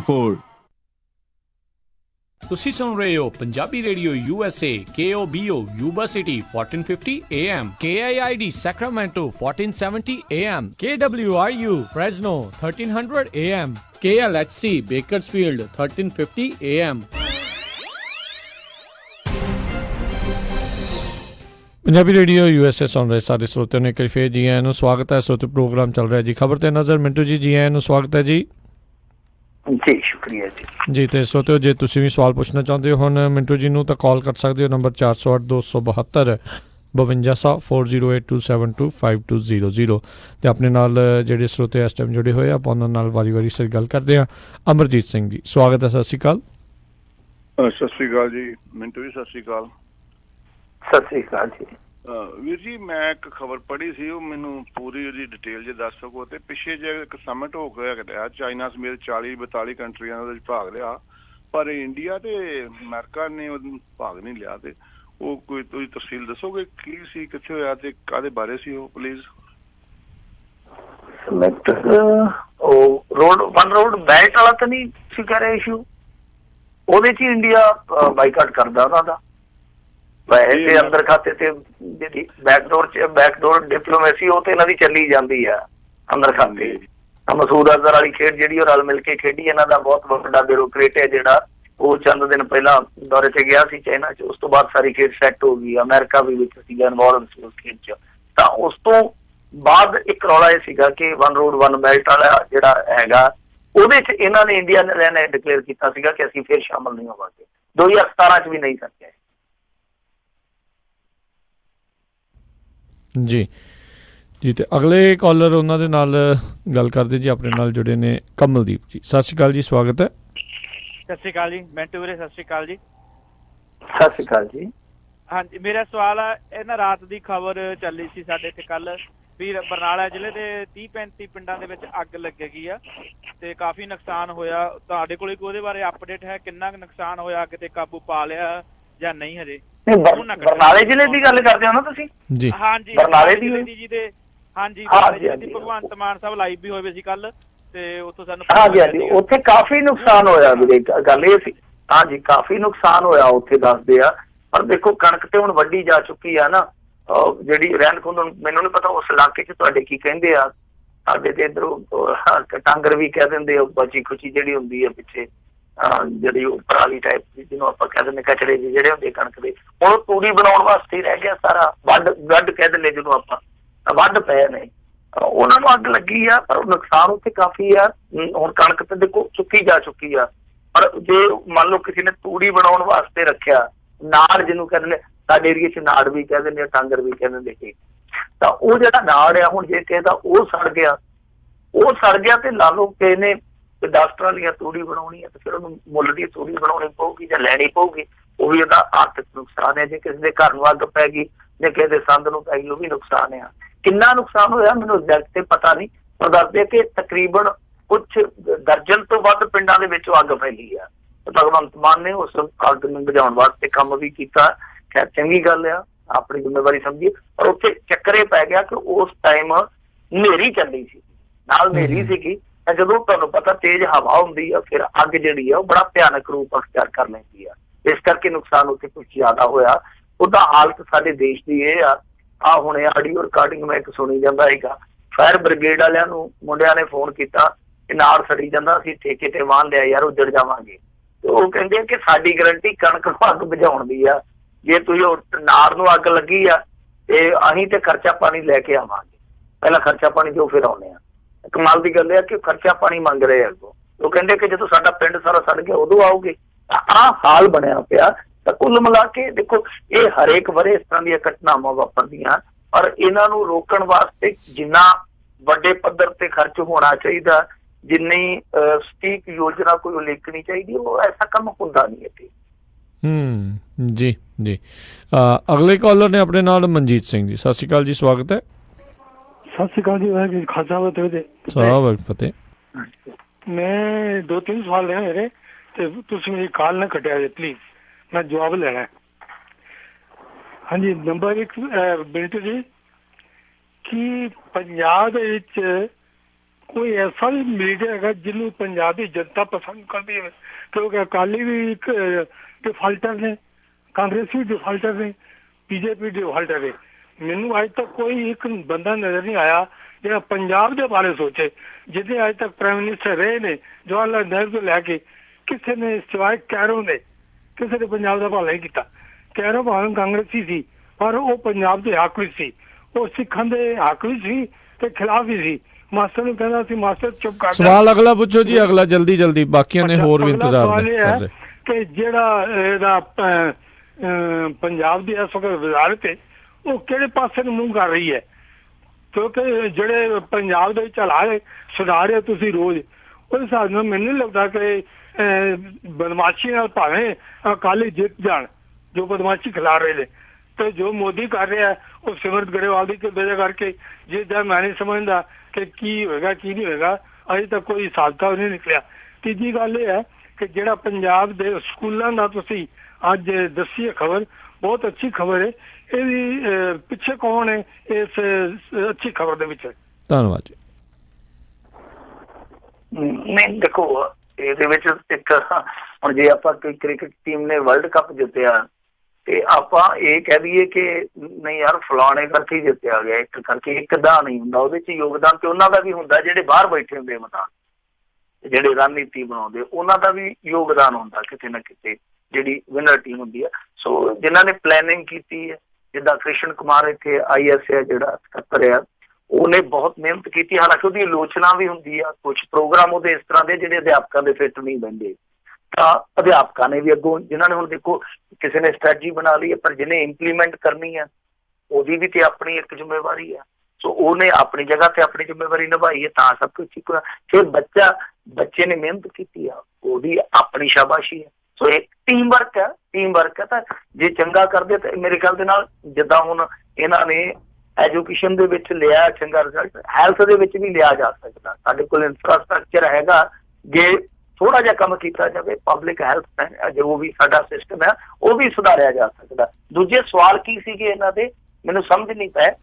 ਇੱਕ ਤਾਂ ਮੀਡੀਆ ਕਹਿੰਦੇ ਕੋਈ ਹੈਗਾ ਪੰਜਾਬ ਦੀ ਜਨਤਾ ਜਿਹਨੂੰ ਸਾਰੀ ਲਾਈਕ ਕਰਦੀ ਹੋਵੇ, ਵੀ ਦੋਨੋਂ ਪਾਸੇ ਵਾਲੇ ਤਾਂ ਹੈਗੇ ਆ ਜਿਹੜੇ ਇੱਕ ਪਾਸੜ ਆ, ਵੀ ਕੋਈ ਹੈ ਕੁਛ ਅਜਿਹਾ ਜਿਹਨੂੰ ਦੋਨੋਂ ਲਾਈਕ ਕਰਦੇ? ਮੀਡੀਆ ਤਾਂ ਹੈਗਾ ਹੀ ਆ ਜੀ, ਮੀਡੀਆ ਕਦੇ ਖਤਮ ਨਹੀਂ ਹੁੰਦਾ, ਇੱਕ ਤਰਫਾ ਮੀਡੀਆ ਨਹੀਂ ਹੁੰਦਾ। ਤੁਹਾਡੇ ਇੱਧਰ ਵੀ USA ਦੇ ਵਿੱਚ ਦੇਖੋ ਮੀਡੀਆ ਏਦਾਂ ਦਾ ਵੀ ਹੈਗਾ ਨਾ ਜਿਹੜਾ ਐਲਾਨੀਆ ਚੱਲਦਾ ਕਿ ਅਸੀਂ ਇੱਧਰ ਡੈਮੋਕ੍ਰੇਟਿਕ ਵੱਲ ਜਾਂ ਰਿਪਬਲਿਕਨ ਵੱਲ। ਮੀਡੀਆ ਏਦਾਂ ਦਾ ਵੀ ਹੁੰਦਾ ਜਿਹੜਾ ਸ਼ਰੇਆਮ ਐਲਾਨੀਆ ਚੱਲਦਾ। ਚਲੋ ਉਹਦੇ ਚ ਇਹ ਆ ਕਿ ਪਰਦਾ ਨਹੀਂ ਹੁੰਦਾ। ਕੁਛ ਏਦਾਂ ਦਾ ਮੀਡੀਆ ਹੁੰਦਾ ਜੋ ਦਿਖਾਉਂਦਾ ਐਲਾਨ ਮੇਰੇ ਵਰਗਾ ਸੱਚਾ ਹੈ ਨਹੀਂ, ਮੇਰੇ ਵਰਗਾ ਕੋਈ ਪੱਕਾ ਹੈ ਨਹੀਂ, ਪਰ ਅੰਦਰ ਖਾਤੇ ਉਹ ਸਿੱਕਿਆਂ ਦੀ ਕਨਕਾਰ ਤੇ ਨੱਚਦਾ। ਮੀਡੀਆ ਇਸ ਤਰ੍ਹਾਂ ਦਾ ਵੀ ਹੁੰਦਾ ਜਿਹੜਾ ਨਾ ਐਲਾਨ ਕਰਦਾ ਨਾ ਸਿੱਕਿਆਂ ਦੀ ਕਨਕਾਰ ਤੇ ਨੱਚਦਾ, ਉਹ ਸਿਰਫ ਤਿੱਖੀ ਧਾਰ ਤੇ ਨੱਚਦਾ। ਤਾਂ ਮੀਡੀਆ ਹਮੇਸ਼ਾ ਇਸ ਤਰ੍ਹਾਂ ਦਾ ਹੁੰਦਾ। ਪੰਜਾਬ ਦੇ ਵਿੱਚ ਵੀ ਏਦਾਂ ਦੇ ਬਹੁਤ ਸਾਰੇ ਜਰਨਲਿਸਟ ਆ ਜਿਹੜੇ ਨੰਗੇ ਧੜੇ ਲੜਾਈ ਲੜਦੇ ਪਏ ਆ। ਪੰਜਾਬ ਦੇ ਵਿੱਚ ਵੀ ਅਖਬਾਰਾਂ ਨੇ ਜਿਹੜੀਆਂ ਬਹੁਤ ਸ਼ਾਨਦਾਰ ਕੰਮ ਕਰਦੀਆਂ ਨੇ। ਪੰਜਾਬ ਦੇ ਵਿੱਚ ਟੈਲੀਵਿਜ਼ਨ ਚੈਨਲ ਵੀ ਇਸ ਤਰ੍ਹਾਂ ਦੇ ਹੈਗੇ ਆ ਜਿਹੜੇ ਵਧੀਆ ਚੱਲਦੇ ਆ। ਸੋ ਸਾਰਾ ਰਲਵਾ ਮਿਲਵਾ ਕੰਮ ਆ। ਇਹ ਲੋਕ ਜਿਹੜੇ ਆ ਹੁਣ ਹੌਲੀ ਹੌਲੀ ਪਛਾਣਨ ਲੱਗ ਪਏ ਆ ਕਿ ਕਿਹੜੀ ਹੱਟੀ ਤੋਂ ਸੌਦਾ ਖਰਾ ਮਿਲਦਾ ਤੇ ਕਿਹੜੀ ਹੱਟੀ ਦੀ ਜਿਹੜੇ ਪੋਪਲੇ ਆ ਉਹਨਾਂ ਦਾ ਇਕੱਲਾ ਰੰਗ ਹੀ ਰੰਗ ਹੈ, ਵਿੱਚ ਸਵਾਦ ਹੈ ਨਹੀਂ। ਜੀ ਅਗਲੇ ਕਾਲਰ ਨੇ ਨਰਿੰਦਰ ਸਿੰਘ। ਸਤਿ ਸ਼੍ਰੀ ਅਕਾਲ ਜੀ। ਸਤਿ ਸ਼੍ਰੀ ਅਕਾਲ ਮਿੰਟੂ ਭਾਈ ਜੀ। ਮੇਰੇ ਸਵਾਲ ਨੇ ਦੋ ਛੋਟੇ ਛੋਟੇ। ਇੱਕ ਤਾਂ ਜਿਹੜਾ ਅਜ਼ਹਰ ਮਹਿਮੂਦ ਨੂੰ ਇੰਟਰਨੈਸ਼ਨਲ ਟੈਰਰਿਸਟ ਘੋਸ਼ਿਤ ਕੀਤਾ ਗਿਆ ਜਿਹੜਾ ਨਾ, ਇਹਦੇ ਫੈਕਟ ਕੀ ਹੈਗੇ ਆ? ਕੀ ਇਹਨੂੰ ਇੰਡੀਆ ਦੇ ਹਵਾਲੇ ਕੀਤਾ ਜਾਊਗਾ, ਕਿ ਇਹਨੂੰ ਪਾਕਿਸਤਾਨ ਜੇਲ੍ਹ 'ਚ ਭੇਜਿਆ ਜਾਊਗਾ, ਕਿ ਇਹਦੇ ਫੈਕਟ ਕੀ ਨਿਕਲ ਕੇ ਆਉਣਗੇ? ਤੇ ਦੂਜਾ ਸਵਾਲ ਇਹ ਹੈ ਕਿ ਕਨ੍ਹਈਆ ਕੁਮਾਰ ਨੇ ਕਿਤੇ ਹੋਰ ਜਗ੍ਹਾ ਵੀ ਪ੍ਰਚਾਰ ਕੀਤਾ ਕਿ ਬਸ ਇਲੈਕਸ਼ਨ ਤੋਂ ਬਾਅਦ ਉਹ ਵੀ ਬਹਿ ਗਿਆ ਬੇਗੂਸਰਾਏ 'ਚ? ਸੁਣਨ ਦਿਓ ਭਾਜੀ। ਨਹੀਂ ਅਜੇ ਤੱਕ ਮੇਰੇ ਖਿਆਲ ਦੇ ਨਾਲ ਕਨ੍ਹਈਆ ਆਇਆ ਨਹੀਂ। ਪੰਜਾਬ ਦੇ ਵਿੱਚ ਉਹਦੇ ਪੋਸਟਰ ਜਿਹੇ ਤੇ ਬਣੇ ਸੀਗੇ ਕਿ ਕਨ੍ਹਈਆ ਆਊਗਾ, ਤੇ ਹੁਣ ਤੱਕ ਆਇਆ ਨਹੀਂ। ਵੈਸੇ ਉਹਨੂੰ ਆਉਣਾ ਚਾਹੀਦਾ ਸੀ, ਇੱਥੇ ਗੇੜਾ ਮਾਰਨਾ ਚਾਹੀਦਾ ਸੀ। ਇੱਥੇ ਵੀ ਕਾਮਰੇਡ ਹਾਸ਼ੀਏ ਤੇ ਫਿਰਦੇ ਆ। ਕਨ੍ਹਈਆ ਕਿਉਂਕਿ ਅੱਜ ਕੱਲ ਇੱਕ ਤਰ੍ਹਾਂ ਨਾਲ ਕਹਿ ਲਈਏ ਨੈਸ਼ਨਲ ਚਿਹਰਾ ਕਾਮਰੇਡਾਂ ਚੋਂ, ਉਹਨੂੰ ਪ੍ਰਚਾਰ ਨਹੀਂ ਇਹਨਾਂ ਨੂੰ ਕਰਵਾਉਣਾ ਚਾਹੀਦਾ ਸੀਗਾ ਮੇਰੇ ਖਿਆਲ ਦੇ ਨਾਲ। ਇਹ ਐਕਚੁਅਲੀ ਉਹਨਾਂ ਨੂੰ ਵੇਖਣਾ ਚਾਹੀਦਾ ਸੀਗਾ ਕਿ ਤੁਹਾਡੇ ਕੋਲ ਏਡਾ ਵੱਡਾ ਚਿਹਰਾ ਪੂਰੇ ਭਾਰਤ ਦੇ ਵਿੱਚ ਉਹ ਤੋਂ ਪ੍ਰਚਾਰ ਕਰਵਾਉਣਾ ਚਾਹੀਦਾ। ਖਾਸ ਇਲਾਕਿਆਂ 'ਚ ਕਰਾ ਲੈਂਦੇ, ਮਤਲਬ ਕਿ ਜਿੱਦਾਂ ਨਾਰਥ ਰੀਜਨ ਹੈ ਆਪਣਾ, ਇਹਦੇ 'ਚ 2 ਦਿਨ ਸਾਊਥ ਰੀਜਨ ਹੈ, ਇਹਦੇ 'ਚ ਕਰਵਾਉਣਾ ਚਾਹੀਦਾ ਸੀਗਾ, ਮੇਰਾ ਆਪਣਾ ਮੰਨਣਾ। ਖੈਰ ਦੂਜੀ ਜਿਹੜੀ ਤੁਸੀਂ ਗੱਲ ਕੀਤੀ ਆ ਮਸੂਦ ਅਜ਼ਹਰ ਨੂੰ ਕੌਮਾਂਤਰੀ ਅੱਤਵਾਦੀ ਐਲਾਨਣ ਤੋਂ ਬਾਅਦ ਕਿ ਉਹਦੇ ਪ੍ਰਭਾਵ ਕੀ ਆ, ਦੇਖੋ ਜਿੰਨੀ ਕੁ ਮੈਨੂੰ ਜਾਣਕਾਰੀ ਆ ਕਿ ਮੇਰੇ ਖਿਆਲ ਦੇ ਨਾਲ ਹਵਾਲਗੀ ਦਾ ਕੋਈ ਮੁੱਦਾ ਨਹੀਂ, ਪਰ ਏਦਾਂ ਦੀ ਹਵਾਲਗੀ ਹੋ ਵੀ ਨਹੀਂ ਸਕਦੀ ਭਾਰਤ ਪਾਕਿਸਤਾਨ ਦੇ ਦਰਮਿਆਨ। ਦੂਜੀ ਚੀਜ਼ ਇਹ ਆ ਕਿ ਮੇਰੇ ਖਿਆਲ ਦੇ ਨਾਲ ਟਰੈਵਲ ਨਹੀਂ ਕਰ ਸਕਦਾ ਹੋਊਗਾ। ਦੂਸਰਾ ਉਹਦੇ ਜਿਹੜੇ ਖਾਤੇ ਆ ਜਾਂ ਜਿੰਨੇ ਵੀ ਉਹਦੇ ਸੰਗਠਨ ਦੇ ਕੋਈ ਇਸ ਤਰ੍ਹਾਂ ਦੇ ਖਾਤੇ ਆ ਫਰੀਜ਼ ਹੋ ਜਾਣਗੇ।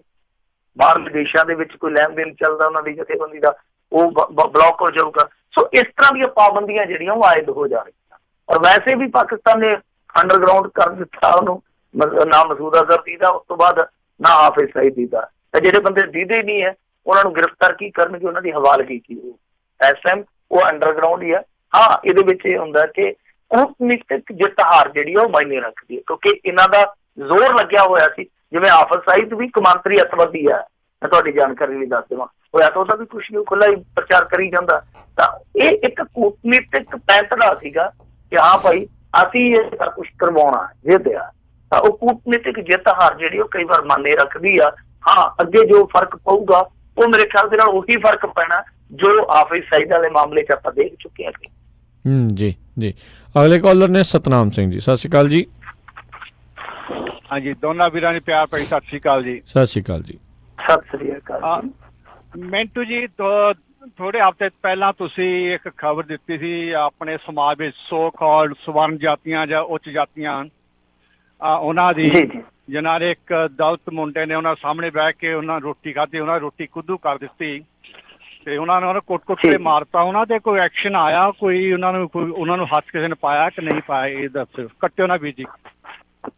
ਹਾਂਜੀ, ਉਹ ਏਦਾਂ ਹੁੰਦਾ ਸਰਦਾਰ ਸਾਹਿਬ। ਗੱਲ ਇਹ ਆ ਕਿ ਦੇਖੋ, ਬਾਹਰਲੇ ਰਾਜਾਂ ਦੀਆਂ ਨਾ ਖਬਰਾਂ ਉਦੋਂ ਹੀ ਆਉਂਦੀਆਂ ਜਦੋਂ ਉਹ ਕੌਮੀ ਖਬਰ ਬਣਦੀਆਂ ਹਨਾ। ਤਾਂ ਉਹ ਫੋਲੋਅਪ ਜਿਹੜਾ ਹੁੰਦਾ ਉਹ ਵੱਡੇ ਅਖਬਾਰ ਨਹੀਂ ਕਰਦੇ। ਆਪਣੇ ਕੋਲ ਇੰਨੇ ਸੋਰਸਿਸ ਨਹੀਂ ਹੁੰਦੇ ਕਿ ਆਪਾਂ ਉਸ ਇਲਾਕੇ ਤੱਕ ਪਹੁੰਚ ਕੇ ਦੇਖ ਲਈਏ ਕੀ ਹੁੰਦਾ। ਪਰ ਉਸ ਮਾਮਲੇ 'ਚ ਮਾਮਲਾ ਦਰਜ ਹੋ ਗਿਆ ਸੀਗਾ। ਗ੍ਰਿਫਤਾਰੀਆਂ ਦਾ ਮੈਨੂੰ ਨਹੀਂ ਪਤਾ ਕਿ ਕਿੰਨੀਆਂ ਹੋਈਆਂ ਜਾਂ ਨਹੀਂ ਹੋਈਆਂ। ਮਾਮਲਾ ਦਰਜ ਕਰ ਦਿੱਤਾ ਗਿਆ ਸੀ। ਇੱਥੇ ਇਹ ਵੀ ਇੱਕ ਬੜੀ ਵੱਡੀ ਜਿੱਦ ਬਣ ਜਾਂਦੀ ਹੈ ਨਾ ਕਿ ਮਾਮਲਾ ਜਿਹੜਾ ਪੁਲਿਸ ਕਈ ਵਾਰ ਦਰਜ ਨਹੀਂ ਕਰਦੀ। ਤਾਂ ਮਾਮਲਾ ਜ਼ਰੂਰ ਦਰਜ ਹੋਇਆ, ਪਰ ਇਹ ਸ਼ਰਮਨਾਕ ਗੱਲਾਂ ਨੇ ਕਿ ਤੁਹਾਡੇ ਵਰਗੇ ਵੀ ਬਾਹਰਲੇ ਦੇਸ਼ਾਂ 'ਚ ਬੈਠੇ ਲੋਕ ਜਦੋਂ ਸਾਨੂੰ ਇਸ ਤਰ੍ਹਾਂ ਦੀਆਂ ਗੱਲਾਂ ਪੁੱਛਦੇ ਆ, ਉਹ ਚਿੰਤਾ ਜ਼ਾਹਰ ਕਰਦੇ ਆ, ਤਾਂ ਸ਼ਰਮਨਾਕ ਆ, ਅਫਸੋਸਨਾਕ ਆ ਕਿ ਅੱਜ ਦੇ ਦੌਰ ਦੇ ਵਿੱਚ ਵੀ ਅਸੀਂ ਇਹਨਾਂ ਚੀਜ਼ਾਂ ਦੇ ਵਿੱਚ ਵੰਡੇ। ਔਰ ਸਭ ਤੋਂ ਜ਼ਿਆਦਾ ਨੁਕਸਾਨ ਹੈ ਇਸ ਸਮੇਂ ਜੇ ਕੋਈ ਹੋ ਰਿਹਾ ਡਿਵੈਲਪਮੈਂਟ ਦਾ ਹੋ ਰਿਹਾ ਜਾਂ ਸਿਆਸੀ ਸੁਧਾਰਾਂ ਦਾ ਹੋ ਰਿਹਾ ਤਾਂ ਉਹ ਧਰਮ ਔਰ ਜ਼ਾਤ ਕਰਕੇ ਹੋ ਰਿਹਾ। ਕਿਉਂਕਿ ਵਖਰੇਵੇਂ ਇੰਨੇ ਆ ਕਿ ਸਮਾਜ ਕਿਸੇ ਵੀ ਨੁਕਤੇ ਤੇ ਇੱਕ ਸੂਤਰ ਨਹੀਂ ਹੁੰਦਾ, ਇੱਕ ਮਾਲਾ 'ਚ ਨਹੀਂ ਪਰੋਇਆ ਜਾਂਦਾ। ਔਰ ਜਦੋਂ ਤੱਕ ਸਮਾਜ ਇਕੱਠਾ ਨਹੀਂ ਹੁੰਦਾ ਉਦੋਂ ਤੱਕ ਸਮਾਜਿਕ ਨਿਆਂ ਲੈਣਾ ਵੀ ਬਹੁਤ ਔਖਾ। ਜੀ ਜੀ ਜੀ। ਤੇ ਸਰੋਤਿਓ, ਸਮਾਂ ਜਿਹੜਾ ਆਪਣੇ ਅੱਜ ਦੇ ਪ੍ਰੋਗਰਾਮ ਦਾ ਹੁਣ ਇੱਥੇ ਹੀ ਜਿਹੜਾ ਸਮਾਪਤ ਆ। ਮਿਲਾਂਗੇ ਆਪਾਂ ਆਪਣੇ ਜਿਹੜੇ ਸਾਰੇ ਸਰੋਤਿਆਂ ਨੂੰ ਜਿਹੜਾ ਅਗਲੀ ਵਾਰ। ਮਿੰਟੂ ਜੀ, ਬਹੁਤ ਬਹੁਤ ਧੰਨਵਾਦ, ਤੁਸੀਂ ਸਾਡੇ ਨਾਲ ਜੁੜੇ, ਇਹਨਾਂ ਖਬਰਾਂ ਬਾਰੇ ਜਾਣਕਾਰੀ ਦਿੱਤੀਆਂ। ਅਗਲੀ ਵਾਰ ਤੱਕ ਲਈ ਮਿਹਰਬਾਨੀ, ਪਿਆਰ ਭਰੀ ਸਤਿ ਸ਼੍ਰੀ ਅਕਾਲ ਜੀ। ਸਤਿ ਸ਼੍ਰੀ ਅਕਾਲ ਜੀ। ਤੇ ਸਰੋਤਿਓ, ਇੱਥੇ ਹੀ ਸਾਡਾ ਅੱਜ ਦਾ ਪ੍ਰੋਗਰਾਮ ਵੀ ਸਮਾਪਤ ਹੈ। ਮਿਲਦੇ ਹਾਂ ਅਗਲੀ ਵਾਰ। ਉਦੋਂ ਤੱਕ ਲਈ ਮੇਰੇ ਵੱਲੋਂ ਵੀ ਪਿਆਰ ਭਰੀ ਨਿੱਘੀ ਸਤਿ ਸ਼੍ਰੀ ਅਕਾਲ ਜੀ। ਉਹਦੇ ਵਾਸਤੇ ਰਹੋ, ਹੱਸਦੇ ਖੇਲਦੇ ਰਹੋ, ਸੁਣਦੇ ਰਹੋ ਪੰਜਾਬੀ ਰੇਡੀਓ USA।